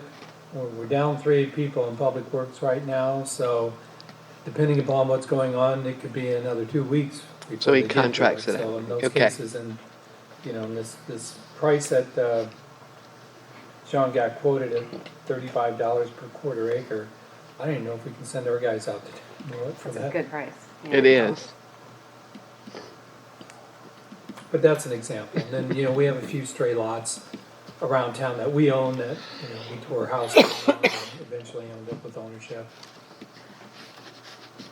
Sure. All right. Minimum housing. In May, we had $25,000 expended, so that 14. So we spent all but $6,000 in that account year to date. This is again as of 4/30 year to date. So that 6,000 rolls over, then an additional 14,000, and that will take care of 112 Arrowwood and the property on Body Street for minimum housing. Dues of subscriptions lowered. Software and data support. The software that was bought for planning for Edmonds Through Evans. Edmonds, it was the planning software for county planning department as opposed to a town. It's been canceled, but this is Cascade, which is one of the three that Sherry found. This one, it has a $10,000 setup fee, but every year after, it's depending on how much support you buy, it's $5,000. Compared to the other three, this has a break even at year 3 compared to the other 3, and it's significantly lower than the other 2. And Edmonds. And as well as Edmonds, but it has a $10,000 setup fee for it. But that's a one-time fee, and planning to have it more than 3, 4, or 5 years. So Sherry and Sean had demoed this software, and they really like it. all right. And bicycle match, bicycle and pedestrian match. Obviously, that was just a grant last year, so that's. Public buildings, salary study of 5%. Overtime, same. Can I go on them? Most of the utilities, they've pretty much stayed the same. Building maintenance, town hall does not need a roof repair, so that was the big lowering. Police and fire, that was a one-time thing for 2020. Going that line, about the same. Contract services, pest control, fire extinguisher service and inspections, capital improvement, police and fire. One of the three, what is it? There's 3 HVAC items in there, right? This is one of the 3 HVACs that need to be replaced, as well as adding security cameras. Library, the floor wall in the children's room, and paint building facade. Parks, the $20,000 we have to give to Nash County for Glover Park, as well as tennis court resurfacing. Capital improvements, public works, roof repair, and other general building improvements. Any questions on public buildings? 26. Police. This is two new officers, 1 new detective, and 5% COLA. Professional services slightly up just due to the couple percent increase, the 2% increase in VC3 stuff. FICA, health insurance, medical deductible, state retirement, 401k. Again, their police, just due to being law enforcement, is slightly higher than other ones. Separation allowance, there's a big drop. One of the 2 people that received the separation allowance, they age out of it in August. So that's the reason for the big jump. Ancillary, slight jump, just that pays for phones, internet, phones and internet and whatnot. Travel and training, that's an increase. That is for 3 FBI classes for 3 people, Chiefs Conference, Drug Conference, outside training, and de-escalation training. Equipment maintenance, that increased due to the light towers, UTV, also support maintenance, and body cameras. Vehicle maintenance, that increased. That is budgeted out as set of tires for each new vehicle, 4 oil changes per car per year, and as well as the deductible on insurance. Light towers and UTVs, are we looking at trying to buy UTVs for the department? No, that's maintenance on them, Larry. They already have them. Okay. KT, I don't know if you saw those military-looking ones, Mm-hmm. but he picked up 2 of those for the police and fire. Surplus? Yeah, it didn't cost us anything. Okay, But now we gotta maintain them. right, okay, all right. The big jump is gas, oil, and tires. Oh, yeah. That's at, I have that at $9,000 a month. I got the Exxon bill for $430 for services through $430. It was $7,000, so who knows? Maybe it trends in the right direction. I have it at $9,000 just because it's a possibility. Supplies, slight increase. Police canine supplies. This will change by the 7th. This is the rollover of that grant where the 2 grants one for $7,500, one for $2,500, but that amount is just going to roll over into the next year's budget as opposed to rolling over into fund balance. Safety, replacing 5 vests a year. Uniforms, $1,000 per employee.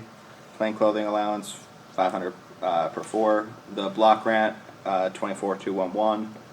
Association dues, insurance, workman's comp, drug enforcement, the undercover buys from 10 to 15,000.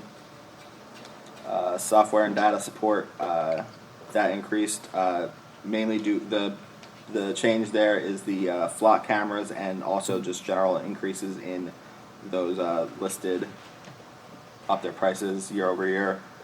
Law enforcement equipment, computers, 3 regularized laptops, capital outlay, utility trailer, and 8 radios. The radios are $8,000 each. Vehicles, that is all just going through a transfer and paid out of Fund 41. But the transfer coming from the general fund. Next page, 27 for fire. 5% COLA, adding an assistant chief and adding a full-time employee. That full-time, currently there's 12 part-time employees. The full-time floater will eliminate 8 of the part-time people. Which the chief has been having a real tough time filling those part-time positions anyway. I'm sure. Yeah. That line is the same pretty much. Gas, oil, and tires, that's a larger increase. 2 of the fire trucks need two fire trucks need a new set of tires. That's $4,500 each, and then $2,500 a month in gas. For the most, insurance went up a lot, but that was just due to that. Conversely, workman's comp went down. Software and data support, largely constant. Fire and rescue equipment, slight increase. Computers, slight increase, at $900, and equipment under $5,000, same year over year. And obviously, no fire truck next year, so that's again the big variance. Any questions on that? You said one floater eliminates how many part-time positions? 8. 8. That will save money there. No, So- it adds because full-time employee you then have to pay. I forgot about the, yep. Yeah, it's like I think it's like I want to say it's around $4,500 difference. But operationally, it makes a huge difference. Oh, yeah. And in fire, we're still doing something for volunteer appreciation, correct?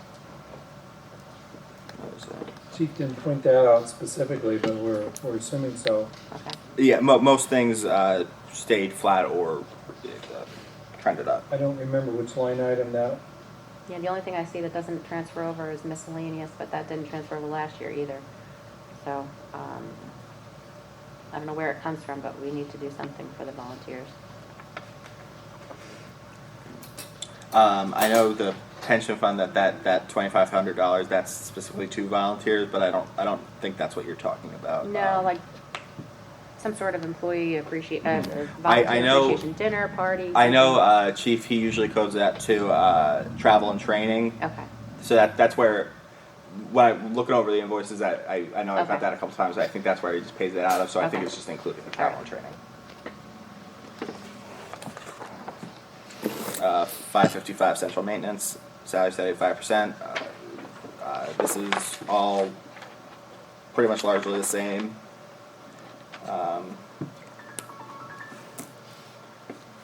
Any questions on that one? And that's where Chris Haycock's. Kevin. Our mechanic. Chris is he's out of 500. Building. Before we go further, Yes, sir. go back one page To fire. to, no, go back to police, I'm sorry. Sorry. That's page 26. Page 26. Down at the bottom, we've got it laid out for, at 186, a utility trailer and 8 radios. What- Yeah. This is for police. Yes, sir. We don't have enough utility trailers Uh, around here yet. so that's utility trailer for 5,500 currently. The utility trailer that was used was JT's, so it was his personal thing. Okay, It was kind of thought of the utility trailer. Say he gets in an accident, he's A liability thing. basically Right, if you're an employee, you should not be using your own personal no, equipment. and I totally agree, but I thought at one time we had Yeah, about, it was I like thought a we had year or 3 two ago, they were talking about they were gonna Those were those Siding. enclosed trailers. This Yeah. is an open. so this is an open trailer. Oh, okay. Okay, all right, Okay. well, that, I understand then, okay. I think so, 'cause we had, Right, cause we're supposed to be wrapping all of them right. and that has never And those happened. we had gotten from surplus, right? We got them from surplus, and I don't think none of them been wrapped since we had it. They look a lot better. Let's clean them up then. I Okay, noticed that the other day when I drove through there. okay, but These this, two trailers sure look a whole lot better than they did. I don't know okay, what but you this is think. a, this is an open open trailer. trailer use was 5,500? Yeah. And then the rest goes to radios? To radios. Okay. Right, okay. I was as surprised as you are. I did not think radios were $8,000 each. But Oh, yeah, they are. I I think it has to be with the Motorola name on them. But that's got a little something to do. thought it was all the plastic on them. No, All right, so no, they shouldn't have to use it on trailer. 26. Uh, 28. 28B, streets, salary staying 5%. We had survey and legal fees this year that weren't budgeted. That's just adding in that budget. Down the line. Pretty much constant. Utility, street lights, that's the main huge driver on that. Equipment maintenance, street sweeper maintenance, pretty much the same year over year. Gas slightly up.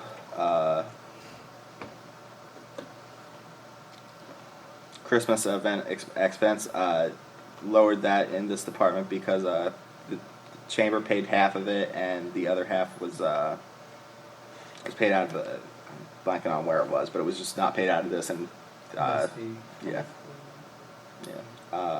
and that 400,000 that's now in Fund 71. We'll go over that when we go over transfers. Vehicles, that 2012 street sweeper that was requested. Lee said that Kevin quoted about $30,000 instead of replacing the whole thing. $30,000 to just fix the parts that need to be fixed and have it last several more years for that. So that's what that $30,000 is. What was the original request? I want to say it was like 150,000. Okay, substantially. Yes. Kevin is a gift. He can fix anything, I tell you. Sanitation, salary setting 5%. Same thing. Up a little bit in equipment maintenance, just because as things get older, things get more expensive to fix. Let's see, transfer station fees. We have blanket PO, and that's why it's already at 100%, but it's not spent down that much, and if they increase it 2%, 2.5%, it'll still be under 160,000.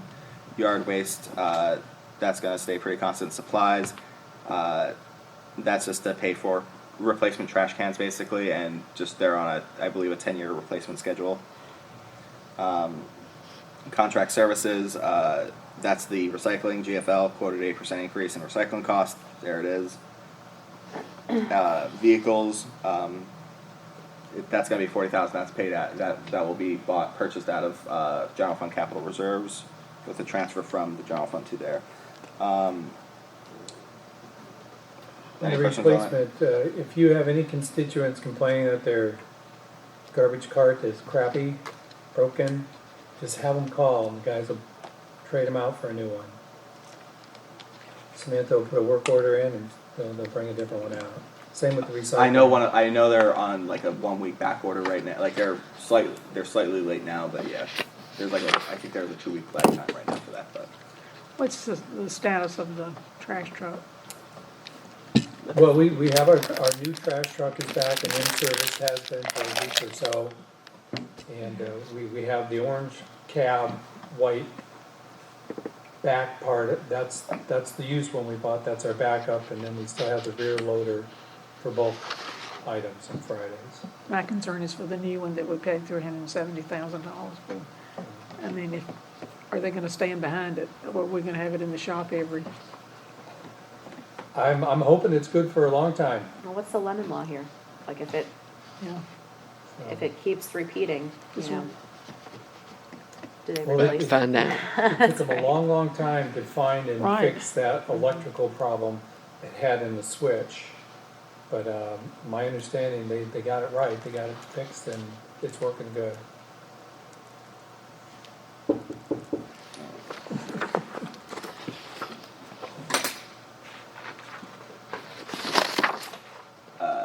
the manufacturer makes a reasonable number of attempts to fix the vehicle. This means that the car has been repaired but for the same problem 4 or more times, or that it has been out of service a cumulative total of 20 or more business days during a 12-month period of the warranty. We might already be there. Yeah, I was gonna say that. I was gonna say that. 20 days, working days, Well, yeah. let's keep that in mind. Sure, we'll get you a replacement truck, it's 102 days out. Well, we'll just keep this one in the meantime, that's fine. But we need to hold their feet to the fire in it. Well, none of that repair cost us anything, other than, we had to get the truck there. Well, they came and got it, and then we had to, We had to pay an employee to go out there. We had to pay Right. the fees of traveling there. Kevin did planes, trains, and automobiles to go get that And the thing. inconvenience to the citizens of the town while Yeah. it was off. So one of the guys gave him a lift to Raleigh, he took the train from Raleigh to Charlotte, took an Uber from the train station to the repair place, and then drove it back A home. hang He's a glider, gem. isn't it? That He you- is. Larry offered to drive him. Yeah, awesome. Any questions on sanitation?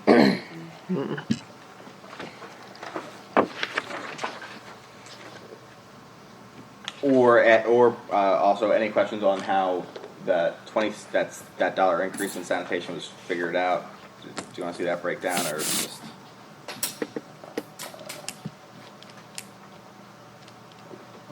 Sorry. You need a dollar increase in recycling. Yeah. And people need to know that it's recycling, Not water. and not trash pickup. It was not our doings.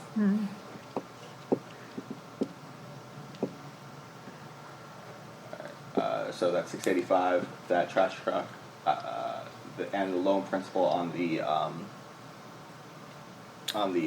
So jetback, yeah. Take out recognize $8,000 a year for the truck. So taking that out. So $758 needs to be recouped. This is number of users, their code, and the price of the code. Number of recycling accounts, number of garbage accounts, number of second trash cans. Can you make that a little bigger?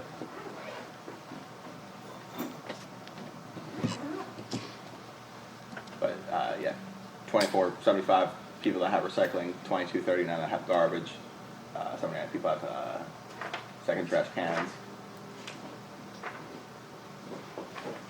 and a 650 in recycling with 100% collection rates. That 21, which is the current price. Mandy, we have two So more there's that. sheets and then we're to the library.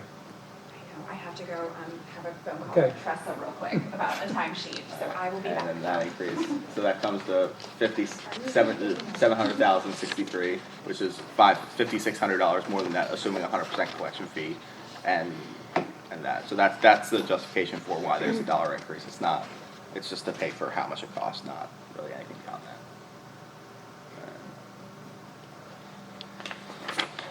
620, recreation, that is page 30.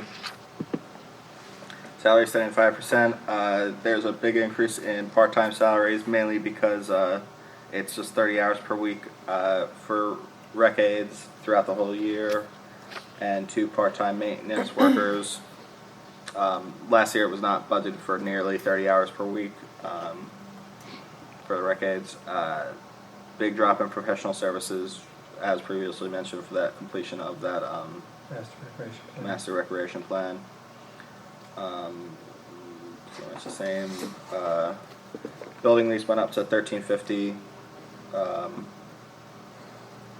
Pretty constant for the most part. Any questions on this one? Well, that line 329, Tree City USA, only $4,500. I think one of the tree board members requested, how much? 10,000? Here's 10. Mm-hmm. Coy came up with a great idea, instead of buying the trees at $210 each, we get those bare root ones where you can get 100 of them for $50, and then we can plant them all over the place. And to note, the 19,000 that was budgeted for this year, that was mainly due that there was a Tree City USA grant for that. So that's 2022 was the outlier in the. Yeah, that gave us the tree assessment on the right-of-way trees. Yeah. The lease agreement that we have with the, for the rec center, are we, considering the old cleaners building, or that off the book? Yeah. That's off the books. We're just waiting for, the Realtor called me last week. They had air quality tests done in the building. They aren't expecting the results till sometime in July. Mm-hmm. And the soil samples that they took back in February, they're still waiting for those. Still? Okay. Is that Tim's building? Tim's building. But didn't it double in the original price? Well, before he got a Realtor involved, he was talking $325, and now that a Realtor's involved, it's $425. Of course. Wouldn't you know? Yeah. So I'm. That's the price they want now. That's right. Well, at 325, I think we'll all consider that. 425. $425, no. The Realtor wanted to know if we wanted to put an offer in at this time contingent upon this, that, and the other thing, and I don't know, I really would like to see the results of those soil samples. I would too. There's a chance, There's also a stream going through the parking lot. on that corner by Church Street, there's a Also big what storm now? sewer. Stream, Oh, yeah. and that may be a blue line stream. Oh, I'm sure it is. I'm sure it is. I don't It's a know. DEQ. Well, there's a possibility they may not get it clean enough that we can use it for children. Right. Well, what would it be clean enough for? It's Another a good shop? question. A garage, Yeah. some type of business that Motorcycle that doesn't have shop. small kids crawling around on floors. I mean, that could all be part of the contingency, contingent upon what the soil samples are, contingent upon adequate cleanup and all that, but at $450 or $425, that's. $425. Yeah, it would be $2,300 a month in a mortgage. At 4. At $425. At $325, it was $1,750. Right. We still got upfits on that. We're gonna have at least $100,000 in upfits I on think it was that. 195 that you Yeah, I love figured you gave us. the location, I love the increased parking. What value, do you see any value of So say we pay $13.50 for a month for where they're at now. Is it worth $6.50 a month every single month to own it in 30 years? I'm sorry, own it outright in 30 years? I would say yes. Yeah. Would you say it's worth $850 a month for that? For owning what now? For The new, what would be the new rec center if we went with the Drive. old Oh, drive-through. okay. yeah. I see what I mean, at $425 would be $2,300. I think it's something to think about because we're always going to have to pay it. Who knows what that building lease is going to be in 5 years. Right. We're always going to need a building for the rec center. And then if we're looking at location, say 5 years down the line, we're probably gonna have to go outside of downtown to get something that's sufficient size, sufficient parking, which is unfortunate because It's this a is, very attractive building yeah, for Park and Rec. yeah. And we have the parking lot across the street. We used to own that. No, I mean, if you're thinking about like just parking, the Tim Matthews property, he was looking for $100,000 just for grass. And then, what was Cliff Joyner looking at? But that might be off the table anyway because they're Well, selling all those the houses. three residential, I mean, they want $1 million for those three. Right, but he said that we could use the side lot, but I think just getting the side lot where it needed to be was like $150,000. I haven't heard back from Cliff or John. They were gonna get back to us, and they inquired, all right, if we take the far north house down and gravel it all, would the town be interested in leasing it? So they were gonna come back with the price. I said, yeah, I think we would be. At what price? Well, that's what we have to figure out. Well, I'm still interested in the Premier building if they're willing to go back to that original price or somewhere near it. I don't think I don't looking at Zillow. I'd be surprised if it ever gets back down to 325 or anything below 400. I mean, that was just a couple months ago. That was what he was looking for. But until when he got a realtor, that's when he realized that hey, the market value really is much higher than 325. Not in the shape it's in. Well, the questions of the environmental Right. If condition. it was just if it was just a building that housed something else, I would say that price probably is a fair price, but. Again, that was only me looking around Zillow at the time. And next page is 31A. National Convention. Most of that is just kind of doubling the 22 budget because the 22 budget was only for a couple months of it. This is for a full year. I'm sorry, a full season.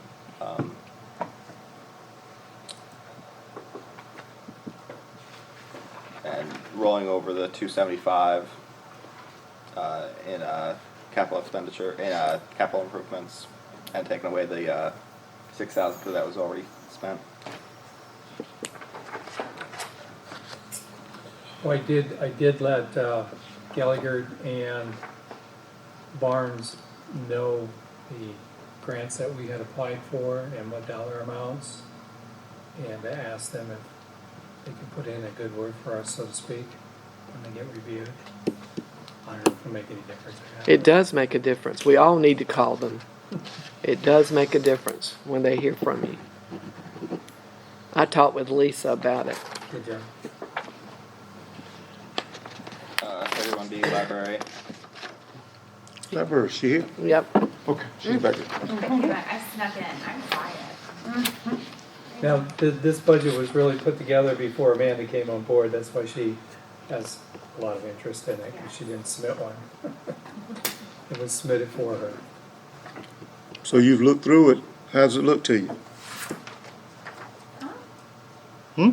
It looks okay. I think Troy did a good job. I had some questions about certain things, like the leasing thing that we do with Rico, and I think that was all that. And then I think the last time that I met with John and Randy, I had questions too about like magazine subscriptions that weren't really totally included. There were some things that I wasn't really 100% sure about with the library, but we do have other options with that too. So, but mostly it looks fine. We want to hear your concerns. Oh,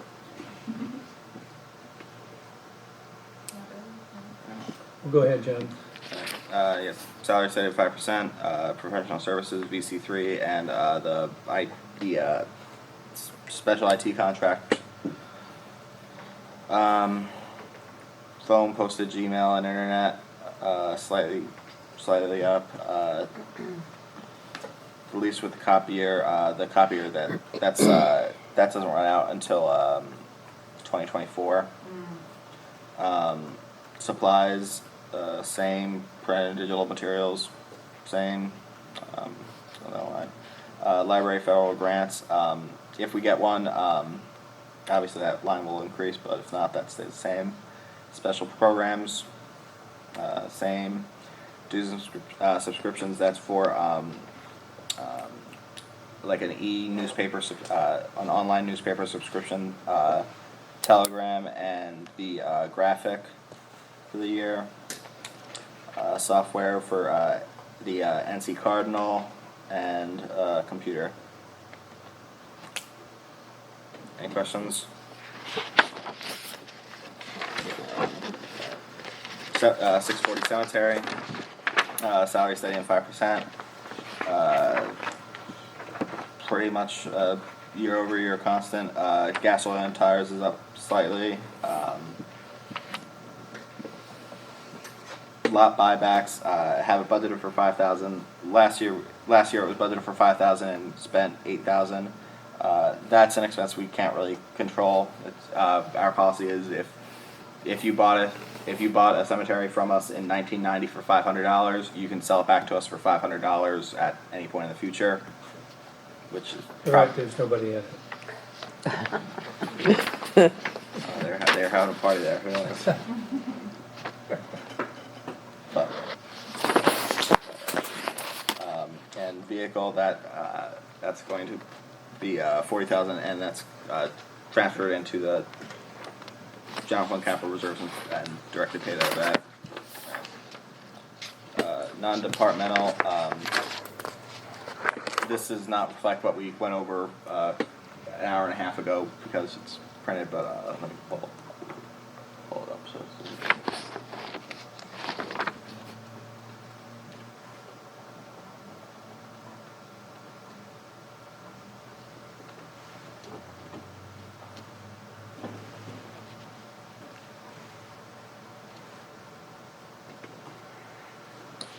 website, same as last year.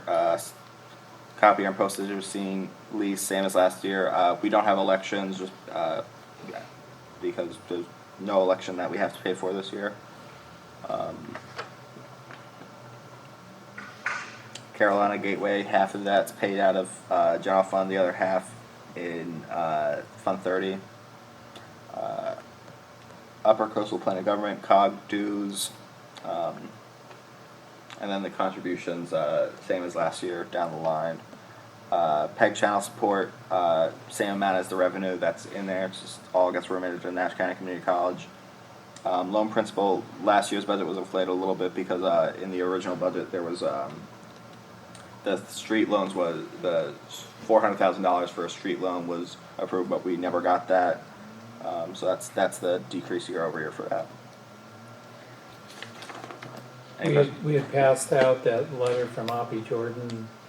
She wanted to ask that we make that available to the council. With Oppie Jordan's with the Carolina Gateway Partnership.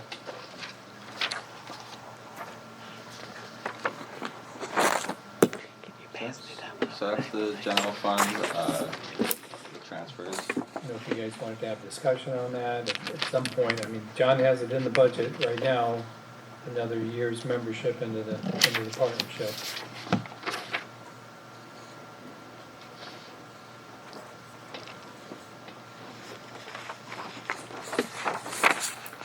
At the May 25th budget work session, Andy Haig and Robbie Davis want to come and give a presentation to the council on Nash County economic development.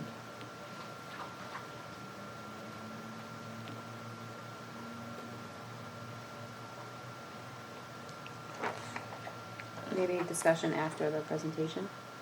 Yeah.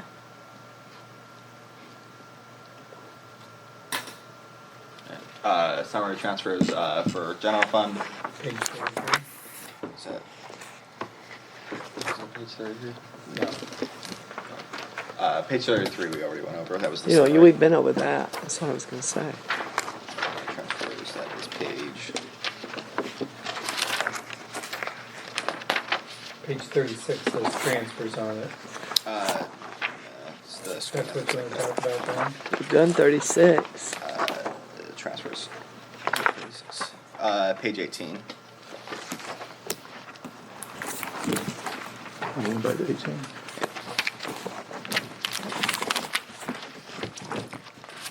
Summary of transfers. So the water fund to reimburse water fund expenditure, water sewer expenditures in the general fund. There's a transfer to be made, 193,051.68. Stormwater fund, that the Windy Oak loan that the general fund gave it. This is just the repayment of that. General fund capital reserves, sending it all in there just for ease of looking, basically. 83,792. That was the amount in the CARES Act relief funding, which is different than the ARPA funding that we got reimbursed for. We recorded the expenses in 10 in fiscal year 20, but we recorded the revenues into Fund 60 in fiscal year 20. So this is moving the revenues to be where the expenses were, basically. And then transferring the entirety of the ARPA money to the general fund. And then out of general fund, that the full 1.7 that will be paid for, that will pay for salaries and wages. Again, that's mainly just for easier reporting, and we received below $10 million, so we can just elect to do the standard allowance. And the school of government and Ancillary both recommended that just if you receive less than $10 million, just have it pay for 100% salaries and wages and use that for what you report, but then use that money that then frees up for other purposes. Is that with their increases? Pardon? Is that with the increase for the? It has no effect because so that 1.7 in ARPA money that got transferred to the general fund, one half is immediately then going back to the water sewer fund. $720,022 is going to sidewalks fund, and 165, which is 3 vehicles for the 3 new police officers. That all adds up to 1,770. Okay, good. So that's what we were really spending ARPA money on. It's just, I'm sorry, just for what we report to the federal government is we're spending it on salaries and wages because that is easier procurement, easier reporting, and just why make things harder than they need to be. But that's what it's really. 885 to water sewer, 720 to sidewalks, 165 for the 3 new officers for the vehicles for the new officers. That's what it's really paying for. But yeah. And then 220 from general fund capital reserves for the 4 replacement police vehicles. 2 of the vehicles being replaced, they'll be reappropriated to planning for one of the vehicles and the other vehicle to parks. 40,000 transferred to general fund capital reserves for sanitation vehicle replacement truck 107. 40,000 for the cemetery vehicle. 100,000 for future fire expenditures. Since we're 2 years ahead on the fire truck, that's lower than it. That's lower than what it need. Since we already paid for the fire truck up front, that's not quite as high as that usually will be. But in order to stay on the same plan that it's needed, it's probably about 125 a year. But since we're 2 years ahead on the fire truck, that's lower. 200,000 for future police vehicle replacements, and then 55,000 to Fund 68, which is the Fire Station 2 fund, for 1/2 a year of annual debt service. And that's the general fund. thoughts, comments, questions, complaints, concerns? So everything below that is just, Oh, In the that's reverse. the other. No. That's the like some. Actually, I think they actually all might. No. yeah. General fund So of water and from sewer. Yeah, that's what you had up. From to. Yeah. Yeah, like everything's doubled up, but not everything directly impacted the general fund. Like the one 200,000 from the Powell bill to the streets and sidewalks fund. That's different too. That does not go through the general fund at all. And that's again just one of the allowable uses for Powell bill funds is Mhm. streets and sidewalks maintenance. So.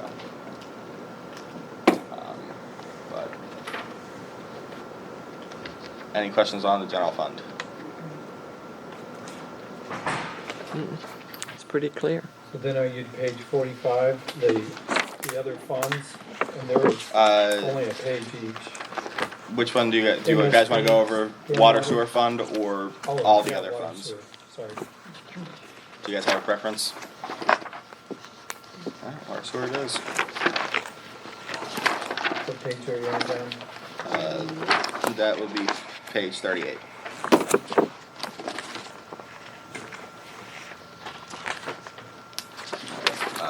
Revenue summary. So,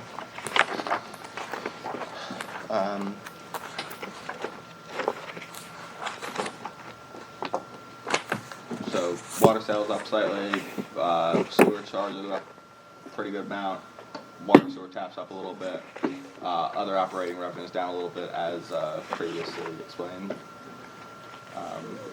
So water sales about $130,000 a month for 12 months. Sewer charges about $240,000 per month for 12 months, and $110,000 per year for sewer surcharge, and that's just from three accounts that we have to test what they send down the pipes basically, and test them for chemicals, and then that factors into how much we charge them extra for, I guess for lack of a better term, polluting the sewage and making it cost more to treat. And so combined, 2.88 and 110 is 2.99 as shown on page 38. Water sewer taps, just kind of, Page 39. pardon? Page 39. Oh yeah, but as shown on page 38, which is somewhere. This is page 39. Yeah, both places. Yeah, everything rolls forward. That's how I do my spreadsheets. Everything rolls. Water sewer taps annualized 29,000. NSF fees about 1350. I'm sorry, 1650. Late fees. I think that's going to drop down. I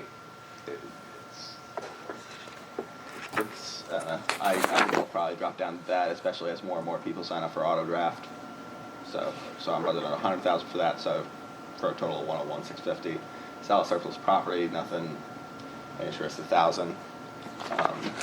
Any questions on water sewer revenues? How are we doing on our sewer surcharge cost or Oh, expense great. with Rocky Mountain? Great. So sorry, I was not expecting to print this out, but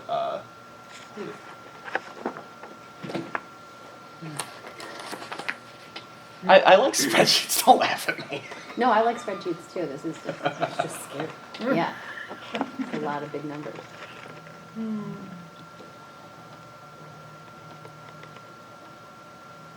So this sheet is showing what we build and what we purchase. Yeah, this is what we build. This is what we purchased. This is estimated well production, but for the last couple of months, well production has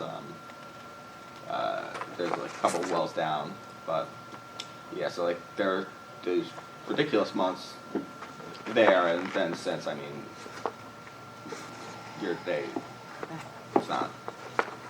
Yeah, that almost corresponds to the date when we put our own meter in the pipe.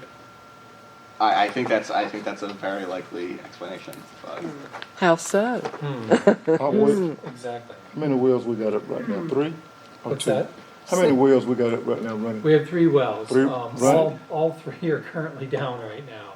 Well number 6, the new pump we put in burnt out, so it's under Good warranty. They're Lord. coming to replace that. Well number 7, we just got re-permitted from NCDO DEQ on that. We're putting that smaller, Well number 7 is actually gonna have a little larger pump put in it, so we can actually fill the west water tower. We can only get it 3/4 full before the east water tower would overfill. And if we put a different impeller on that pump, we'll be able to get more in that tower before the other one overfills. And then well number 5, that well went down too. But looking back, all those pumps are right at the same age, 20 years. Oh my goodness. but we don't have any wells online right now. Right now, we do not. Hopefully by the end of the week, well number 6 will be back on because they're coming out to put the new pump back in. I thought we had a new pump in six. We did. That's the one that Burned burned up. out. It burnt out You got a already. copy of that too. Yeah. And we aren't dealing with pool anymore. Well, I'll send unfortunately, you pretty much everything we that's are up still there. dealing with NW Pool for well number 6 and 7. Lee and Taylor they're recommending we switch for well number 5 to a different company, who seems to be a lot more responsive. But they wait in Hampstead, right? Yeah, Which is a, it's a haul, but It geez, is. they'd get here 3 weeks sooner. That's what's important. Well, those pumps we got that burn out, those are the ones we got from pool, right? so are they taking responsibility for, Oh, well number 7, yeah. or about They had their six? truck here last week, they pulled that one up and they found where the motor had burnt out on the pump. So they have a replacement ordered and it's supposed to arrive this week. They're gonna unbolt it, and put the new motor on and lower it back down in the well and we should be good again. What about 6? That is well number 6. Well number 7 is the one that we just got re-permitted. In fact, before I came over this morning, I signed the new permit to NCDEQ Yes. to re-permit that well. So its pump has been ordered by NW Pool and hopefully will be here within a month. Did they have any idea what made it burn out? That's a new pump. That's similar to the new garbage truck. I mean, we put it back in, don't put another one back in the ground. If that burn out, then we got a problem somewhere. Or they got a problem somewhere. No, but and also on this, just taking just taking previous bills and assuming their Rocky Mount does formalize their increases. Their proposed increases are 25 cents per unit. They bill in CCFs, we bill in thousands, so it's about 33 cents per thousand. It's going to be about $156,000 increase to us. But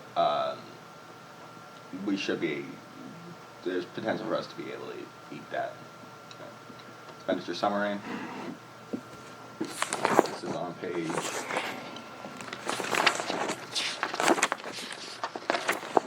41.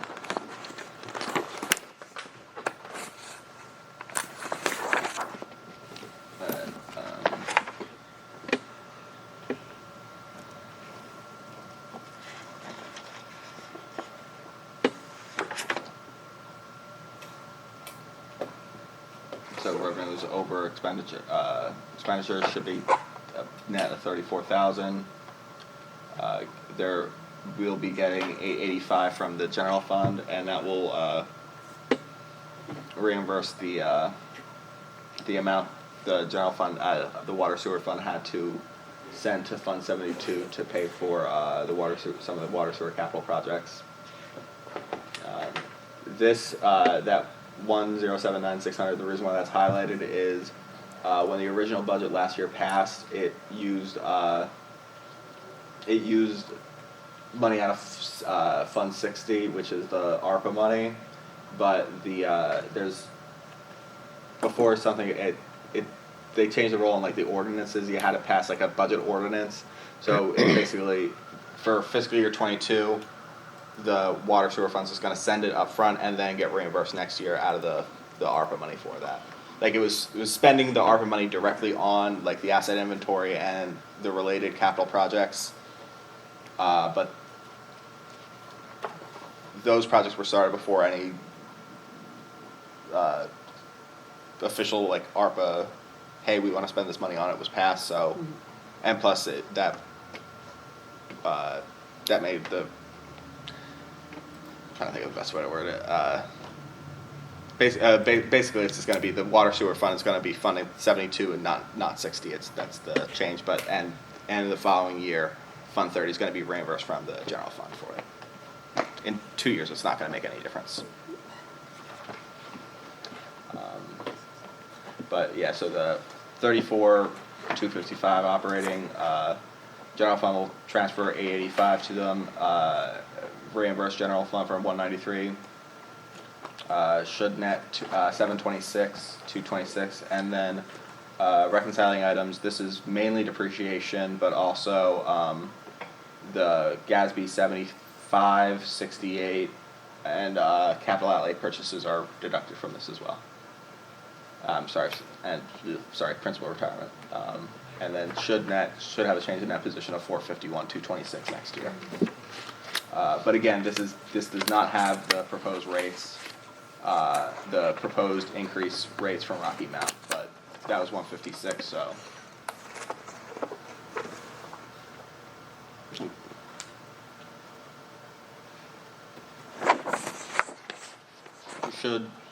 Should be able to eat the increase from Rocky Mount. Of course, we'll monitor it, and the other thing to think about is if we don't get any of the grants for the fixing of the huge issues, the only other option would be debt to pay for those projects, and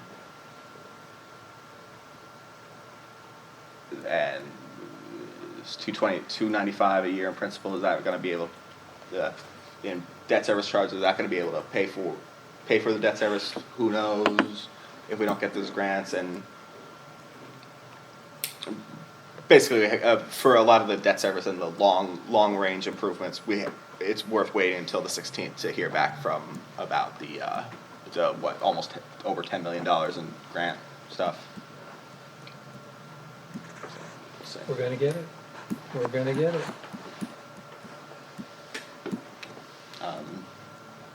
Any specific questions? I guess we'll do the same line by line thing. So the total revenues for water and sewer are 4,681. 46810. And expenses, The 4647. Then we'll have the water sewer fund will have a transfer 2 of 885 and then a transfer from of 193 to make a total net of 726, 226. And then the non-cash stuff of depreciation. It's probably easier if I just show it.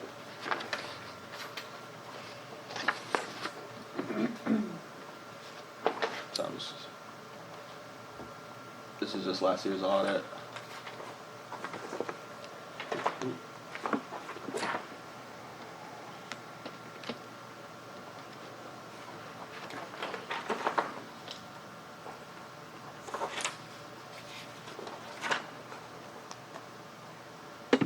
And that's just a listing of all the reconciling items. It's usually about 250, 275.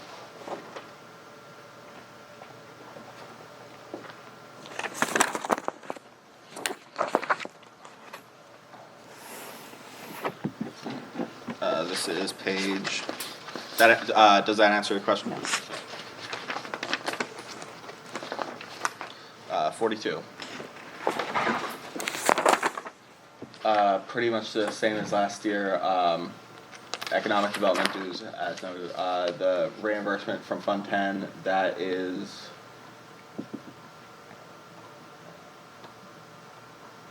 the utilities that are paid, the stuff that's paid out of public buildings, a percentage of time of town manager, town clerk, HR director, myself, and Tressa, and Taylor Joyner is paid out of 560. So a percentage of all those, that's how that 193,051 is made up.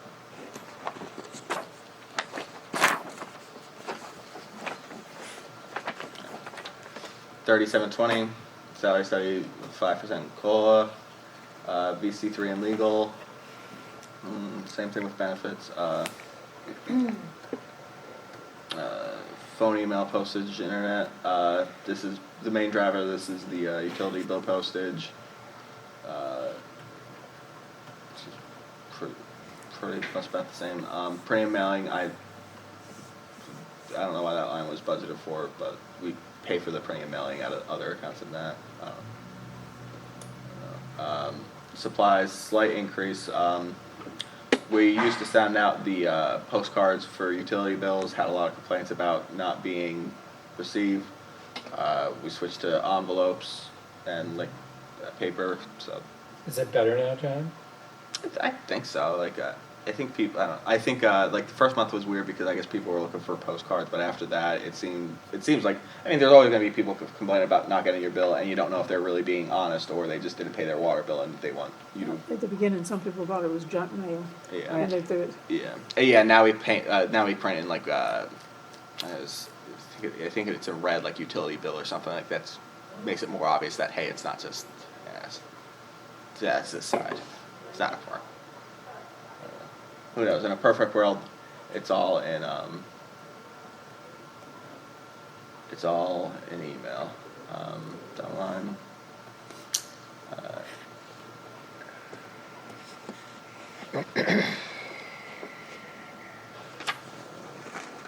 810. That's the water. Full-time salary and 5% COLA. Professional services. That's a VC3, but also like if there's a water tap or water job that cannot be done in-house, it's contracted out.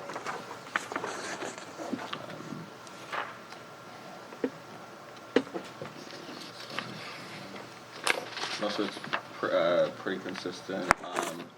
Travel and training, that is mainly due to the CDL stuff.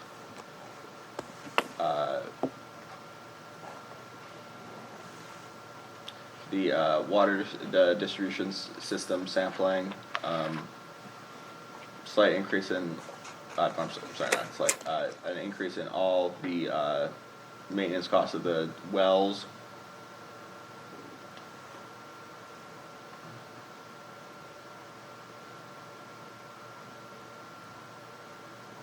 And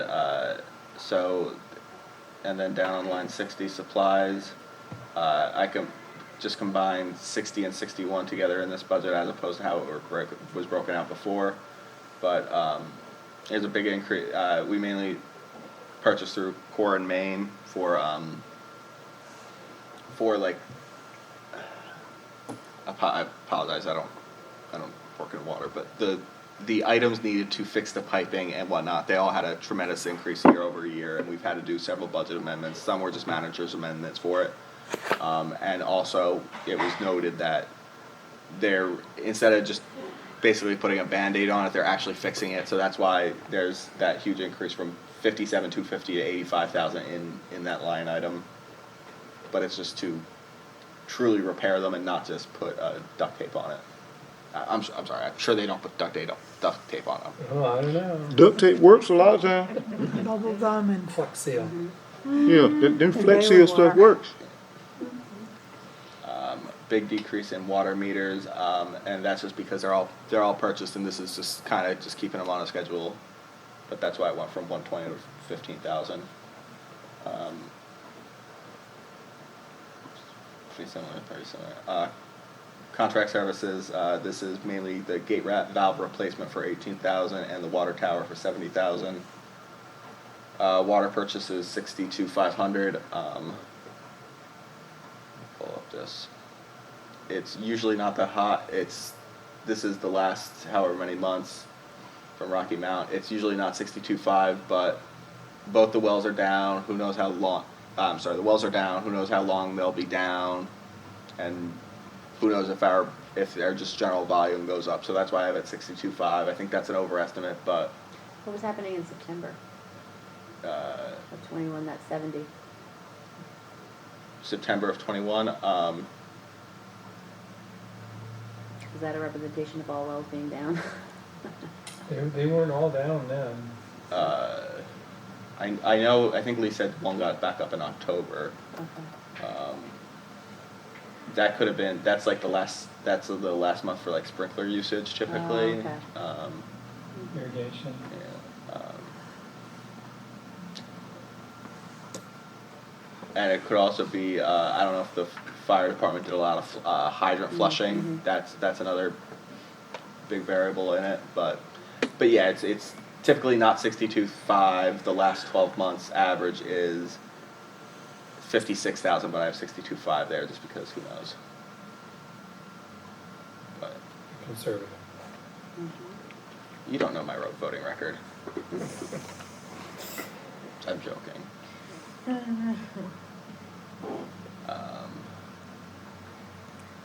Vehicles, replacing truck 116 and 102. Equipment over 5,000, leak detection equipment, mower, valve exercise machine, and a thumper. That's predominantly the valve exercise machine, which is 70,000. And which one was that? That is line 78. Or which vehicle is that? It's not a vehicle, it's a leak machine. detection. Valve, Machine, what- yeah. So it's a hydraulically operated machine that opens water That line, one. shuts them Yep, down, okay. opens them, exercises water valves. Gotcha. And when you need to use them to isolate something, you can depend on and count on them And that's the actually one that you saw. working. And let's don't spend 70,000 on this machine, and 2 years from now, they say, we don't want this machine no more. I don't think Didn't you're gonna have to work worry the way about we this wanted one, it Mike. to. We gotta get rid of it. Asphalt machine. What's a thumper? I'll be honest. A thumper, That's listed here. yeah, it's a pneumatic device that you can go underneath a driveway, a street, or a road and put in a small diameter water line. They've had them for years. And the cost with that was 5,000. You just need a big air compressor and this device and thump, thump, thump. And about 20 minutes later, it's on the other side of the highway. You hook up to it and you pull your water line back through and you didn't have to dig up the John's street to do it. done. Pretty neat. Thank you for answering that because But it's not like Taylor explained it to me and I had. It's not like a directional boring machine. You really have no control. When you set the thumper up, it's gonna hit the X on the other side. Maybe not. You know, we ran into a problem on Washington Street where the guys replaced, I forget the lady's name. Anyway, it found an old trench or something, and that thing went so deep we couldn't find it with our locator anymore, so they had to pull it back and try again. That's why I say it's not as accurate. But it's got a lot of practical uses. It's simple, it's inexpensive to operate and run, and it works.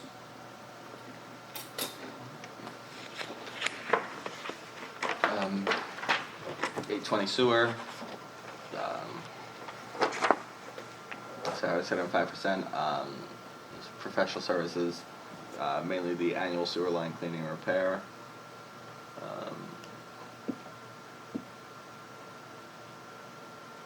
Travel and training is up slightly. That's just for one CDL. Sewer system maintenance, just big increase just for more maintenance on just sewers lines, so just keep them up to date, the newer ones. Gas, oil, and tires, up that.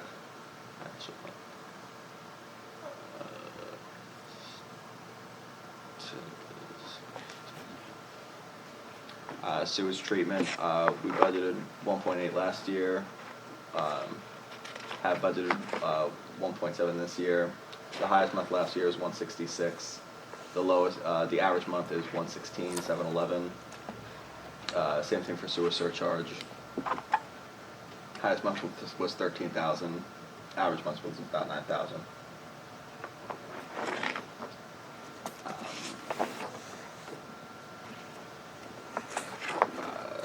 The professional services, professional contract services was eliminated that, and that was moved to line 96 sewer system maintenance.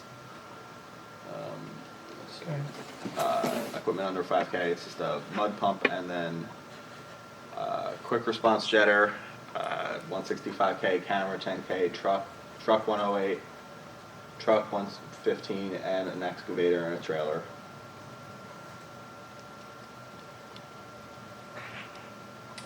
They should be set with machinery and equipment for sewer for many years with the acquisition of these pieces of equipment. This is the year of water and sewer for sure. And more to come. CFE loan, that's paid off next year, and then the vacuum machine principal. We still have one more payment on that? One more. I was thinking this year was last year. Is that the sewer jet vat? No, that's It was a pump we bought. What about the sewer jet vat? You're almost done with that, aren't you? What is the remaining loan on the big vac truck? I should know. It's like I think I had. Did I not have a note on it? Did I have, one's paid off in 2026, and one's. Yeah, there was a note. I thought you had a debt service schedule in here that showed. I have it on an Excel sheet, but this all should show it. 2025 is when the two sewer vacuums paid off, and 2026 for sanitation truck. Okay.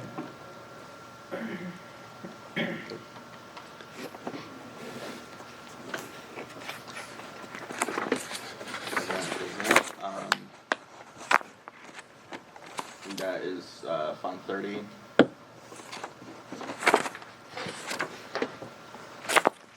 Any questions on Fund 30?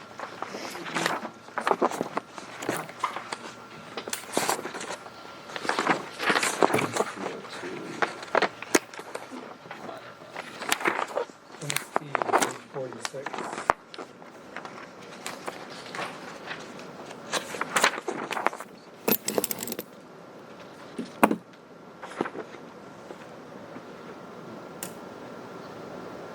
MSD needs to take some money and wash the awnings on the stores downtown.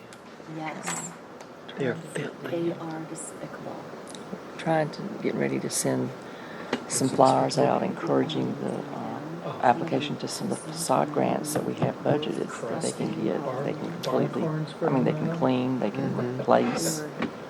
And that Susan Phelps is working on that to get that out Good. to the businesses. How do you say that word? Barnacles? Barnacles. How did you say it?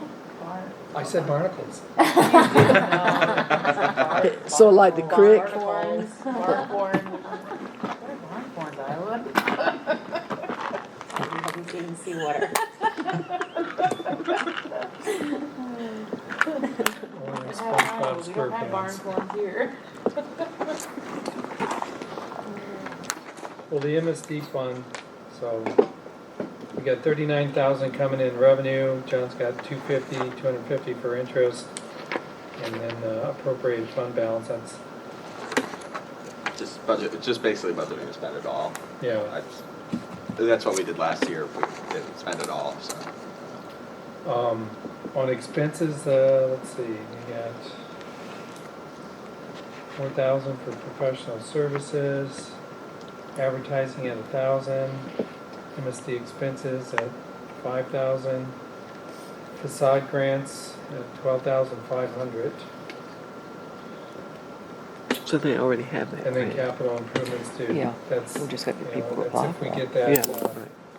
We have Withers Rathenow put in a grant for us for like $32,000. If that comes through, we'll be able to hire them then to do a master plan for the MSD, which is basically a streetscape design and cost estimate.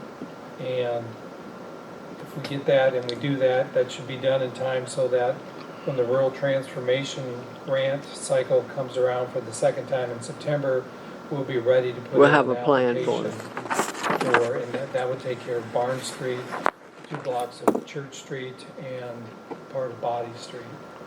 Put the power lines and the telecommunication lines underground, do new sidewalks along there, do some plantings and landscaping along there, and decorative street lighting. That'd be nice. It'd be really nice. Do you have any idea about cost for all that? I just absolutely blown away with what it costs to put power and telecommunications from poles to underground. I just can't see how it can physically cost that much money. I just can't. But evidently it does.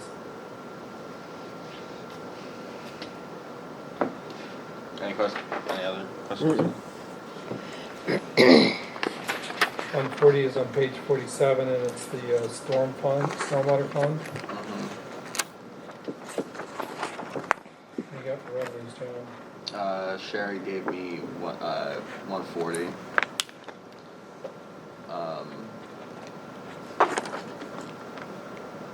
Professional services, I just kind of repeated whatever was there last year for the most part. Windy Oak came back significantly less than anticipated. So 133 in drainage projects, 15,000 in loan repayment, and then 20,000 in architecture fee. How is the one that we did out at, how is that working for everybody that we spent all that money for? On Windy Oak and Long Springs Drive, we really haven't had a long, prolonged period of heavy rain to know. But to date, there hasn't been any Complaints? flooding. And you know, I did get word back from David Combs that the stormwater retention in Parr Drive there, sometime this year, he's gonna get in there with his crews and clean that all out. He didn't think he'd get to it before August, But he is gonna do it. yeah. I was surprised the response I got from that letter. Pleasantly surprised. Cause that feeds into that Laurel Springs, Right, Windy Oak right. drainage. And then the South Creek drainage. Any other questions on stormwater? 41 general fund capital reserves. 630.22 will end at 385.133.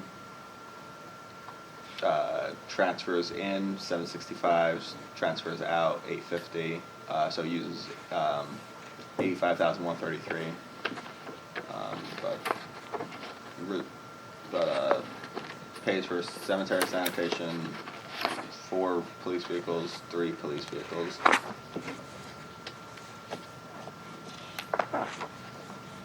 Any questions? Fund 42, the PAL bill.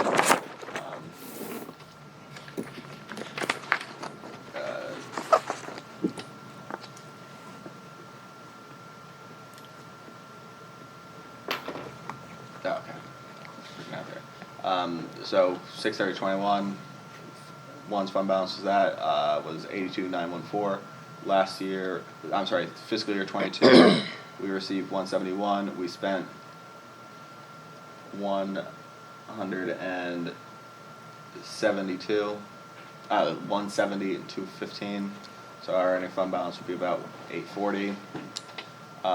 Next year we should get. NCLM said that whatever the second distribution was for fiscal year 22 is what both should be next year. So that would be 197,445.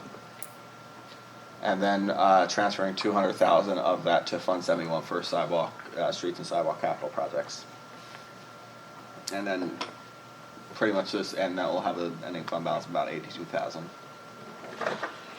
Fund 43, this is water and sewer capital reserves. No change in fiscal year 22. in fiscal year 22, it transferred 40,000 to the water sewer fund. In fiscal year 23, no change. Fund 44, state drug funds, no budget changes. Whenever they have a drug bust, and then if they sell the car at police auction, months later we'll get money, but that will just be addressed when that happens. Flex spending account. I'll be honest, I don't know why we have this fund, but there's $9 in it. I was wondering. I was wondering, I had a question, $9? It's just kind of there. I don't know. Is that kind of like miscellaneous? Well, I mean, it's big money, so like I'm nervous to touch it, but we can do a transfer out into the general fund, and It's probably left over from somebody who left employment and didn't spend it all. yeah, Transfer it out and put it in petty cash, yeah. $9.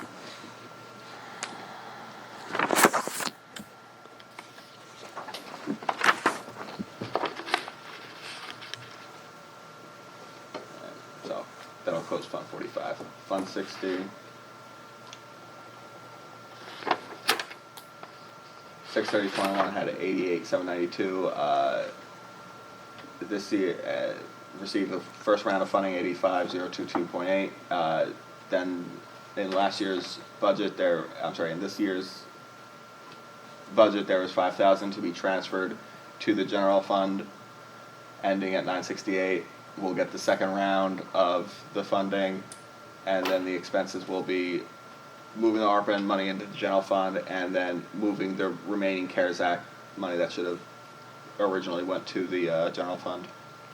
And then that will close this fund out at the end of 6/30/23. Fire Station 2, 6/30/21, there was 98,000 in there. This year, there's a $100,000 transfer from the general fund, so 6/30/22 ending fund balance, 198,575. Loan proceeds of 2.1 million. Transfer from general fund for 55,000. Appropriating that fund balance, 198,575. Expenses, 23,000, 2.3 million for construction, 55,000 for debt service. And then it's at the completion of the project that we can get the 15% of project cost from the earmark. So that would be 345, and then the remainder of the 1.338750 will just be a lower interest loan than what we would usually get. It should equate to about $110,000 per year. Now, when you say lower interest, do we know the interest rate and do we know the term of it?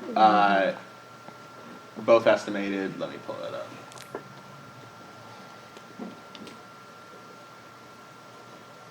Didn't Monica say if we could get the loan executed with USDA? Mm-hmm.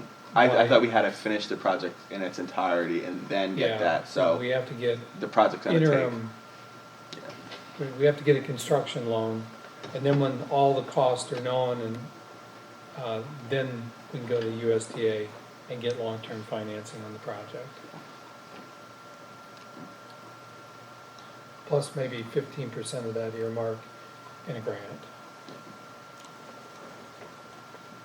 Yeah, so 3.5%, 30 years for the remaining million from the grant, and then the remaining 755 out of higher one would be 102 at 3.5% and 5% respectively, so 110. Again, that's an estimate that's going to change. Okay.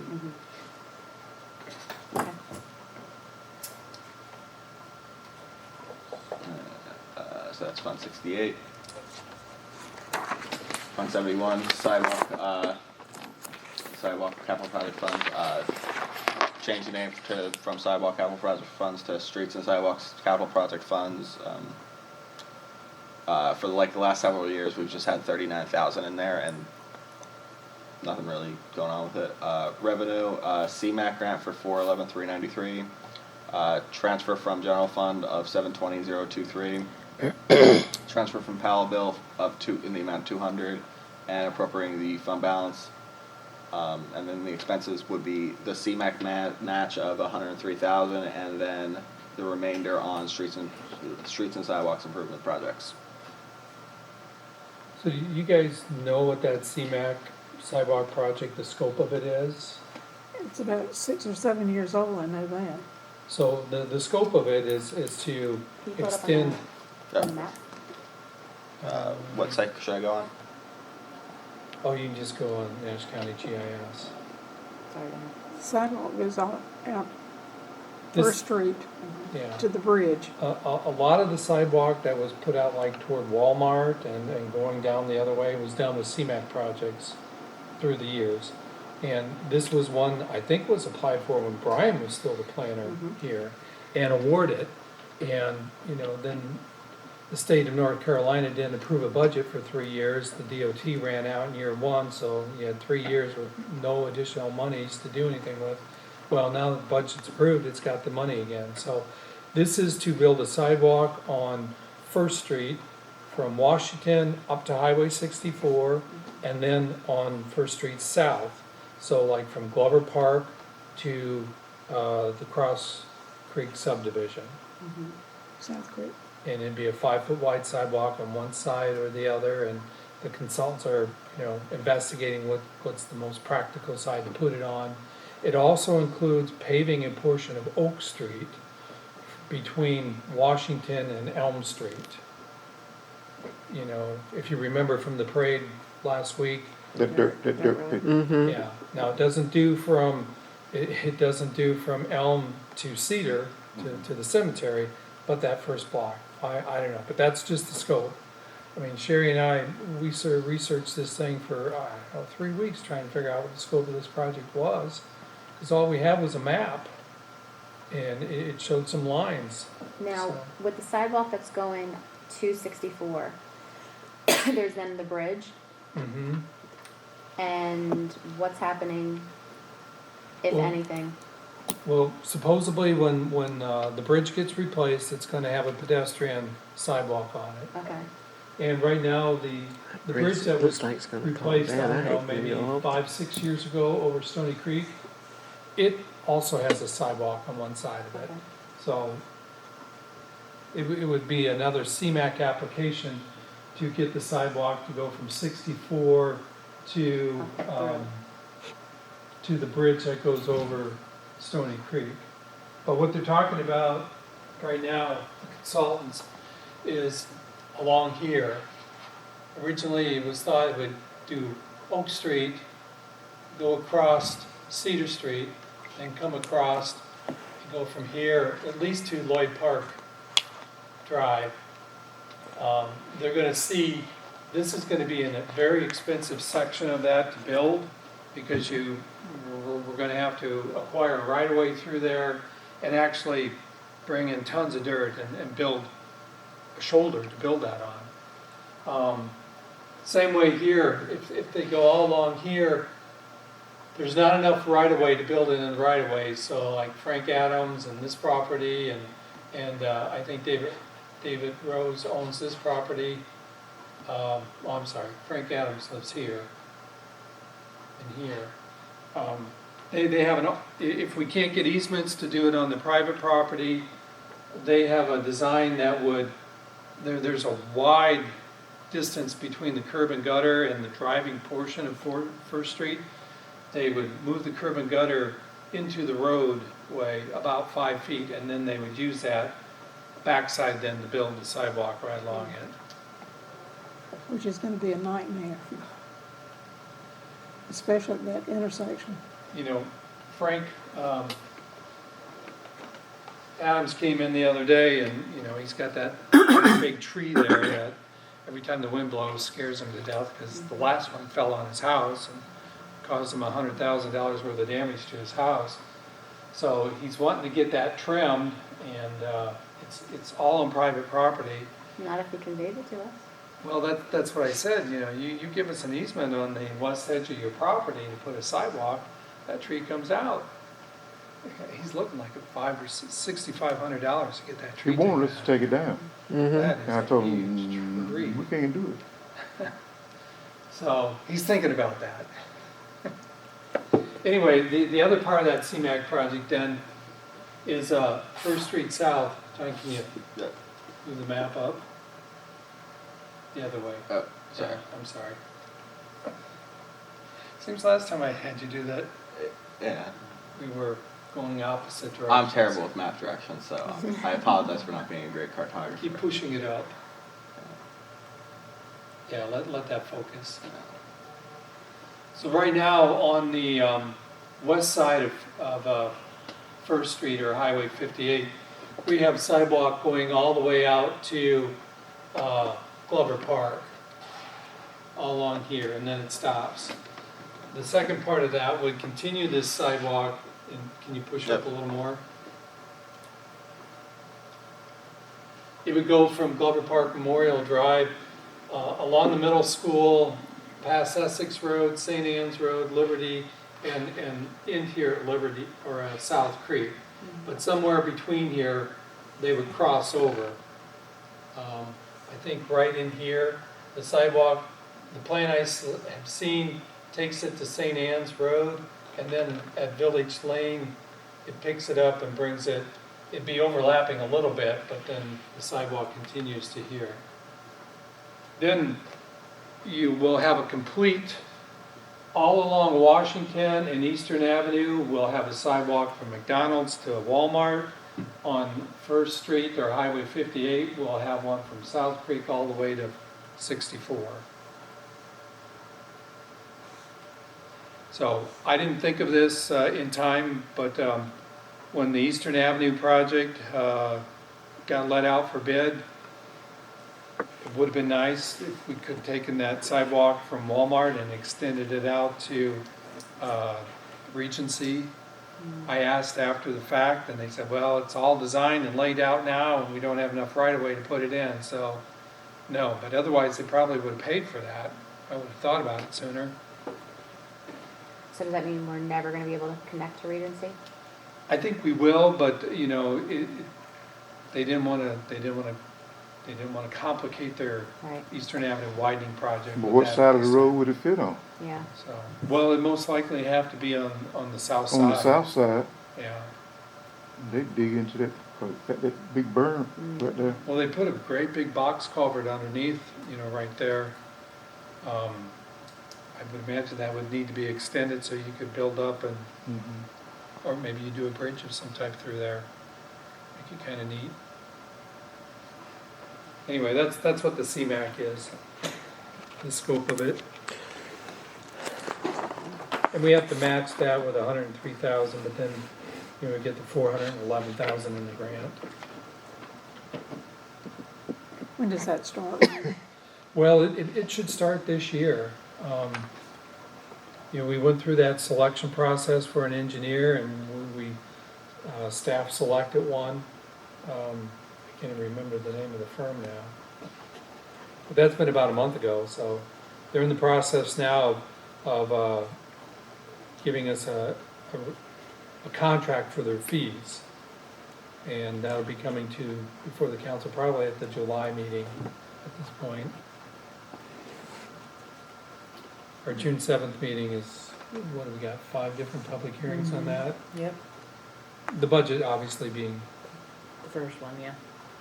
and we will also have via Zoom, the governor is going to be presenting a Longleaf Pine Award to Donald Street at the June 7th council meeting too. So that's kind of exciting. We thought for a while he might be here in person. Yeah. Haven't heard anything else about it though. So I told Donald to keep his speech accepting his award short. It can be done, correct? What's next, John? Fund 72, the last one.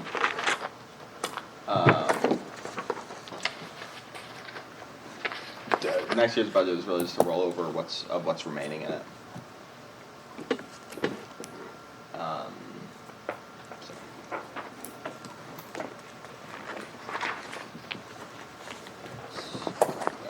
Originally budgeted 1.079600. The original funding source was Fund 60.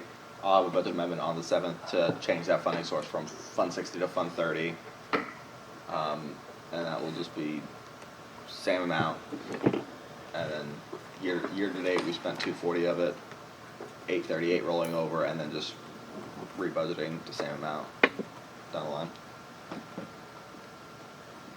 So 838,000 in revenues and 838,000 in expenses Mm-hmm. projected for the water sewer fund, Water sewer capital project fund. capital projects fund. Right. And that's That's a the last wash. one.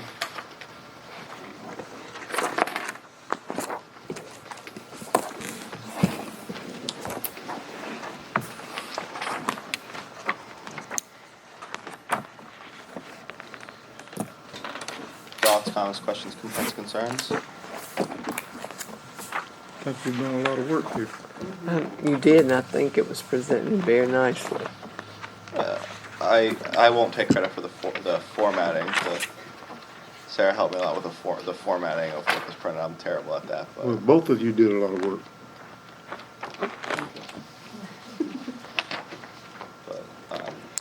And it's looking like a budget where we might can bite the bullet and be a little more proactive than reacting to everything, Exactly. and There's that a thrills lot in me. here that- A lot of capital. Yeah, it's a lot of capital, but things are happening. And we've got to bite the bullet one year, else we're gonna always be playing catch up. And our vehicles are an embarrassment to people that come to Nashville when they see the vehicles with Nashville on the side, whether it's the state or the symbol. They're horrible looking. Yeah, I mean, repurposing some of those police cars for Parks and Rec and planning, I'm somewhat concerned, giving Sean a Dodge Charger with a twin turbocharger on it. But He's gonna do great. wherever he's going, he'll get there quick. And you know, I'll have to say, we really do have, I think, good department heads. And I have heard nothing but positive things about the Blooming Festival and how everybody pitched in and helped. I've not heard one negative thing.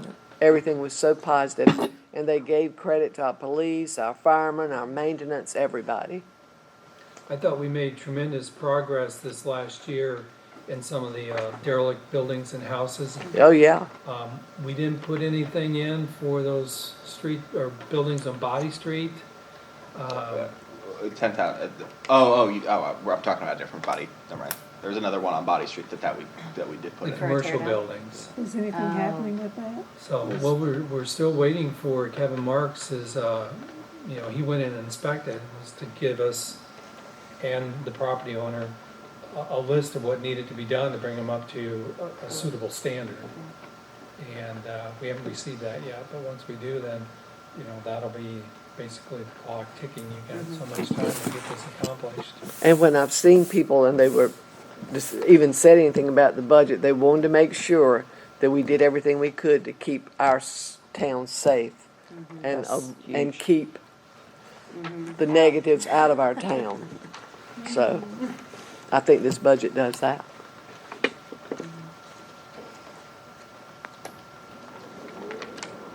Another question, when do we have to decide on this?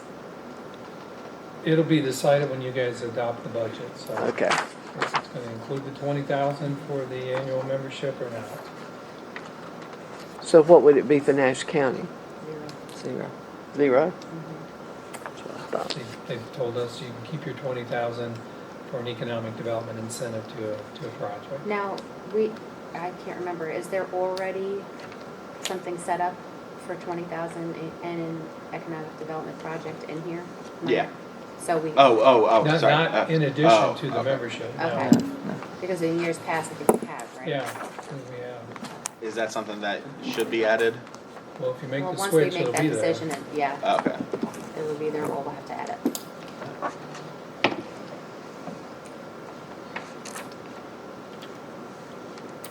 Well, do we need to come back this afternoon and Is there anything else you guys want to go over in more detail? What time is it now? It's Talk about? 12:10, yeah.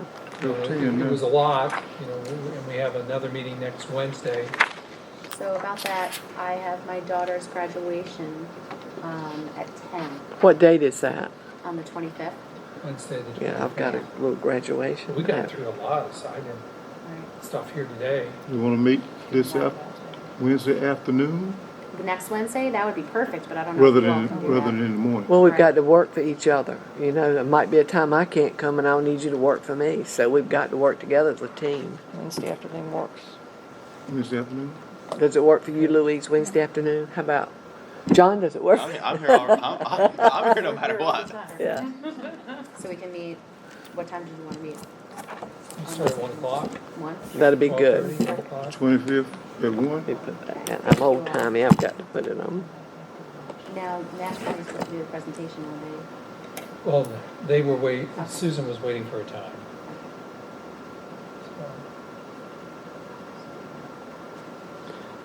Are there any questions for John now or forever hold your peace? Any questions? Concerns? If not, do I hear a motion that we adjourn? Move to adjourn. Is there a second? All those in favor, let it be known by saying aye. Aye. Aye, meeting is adjourned. Thank y'all so very much.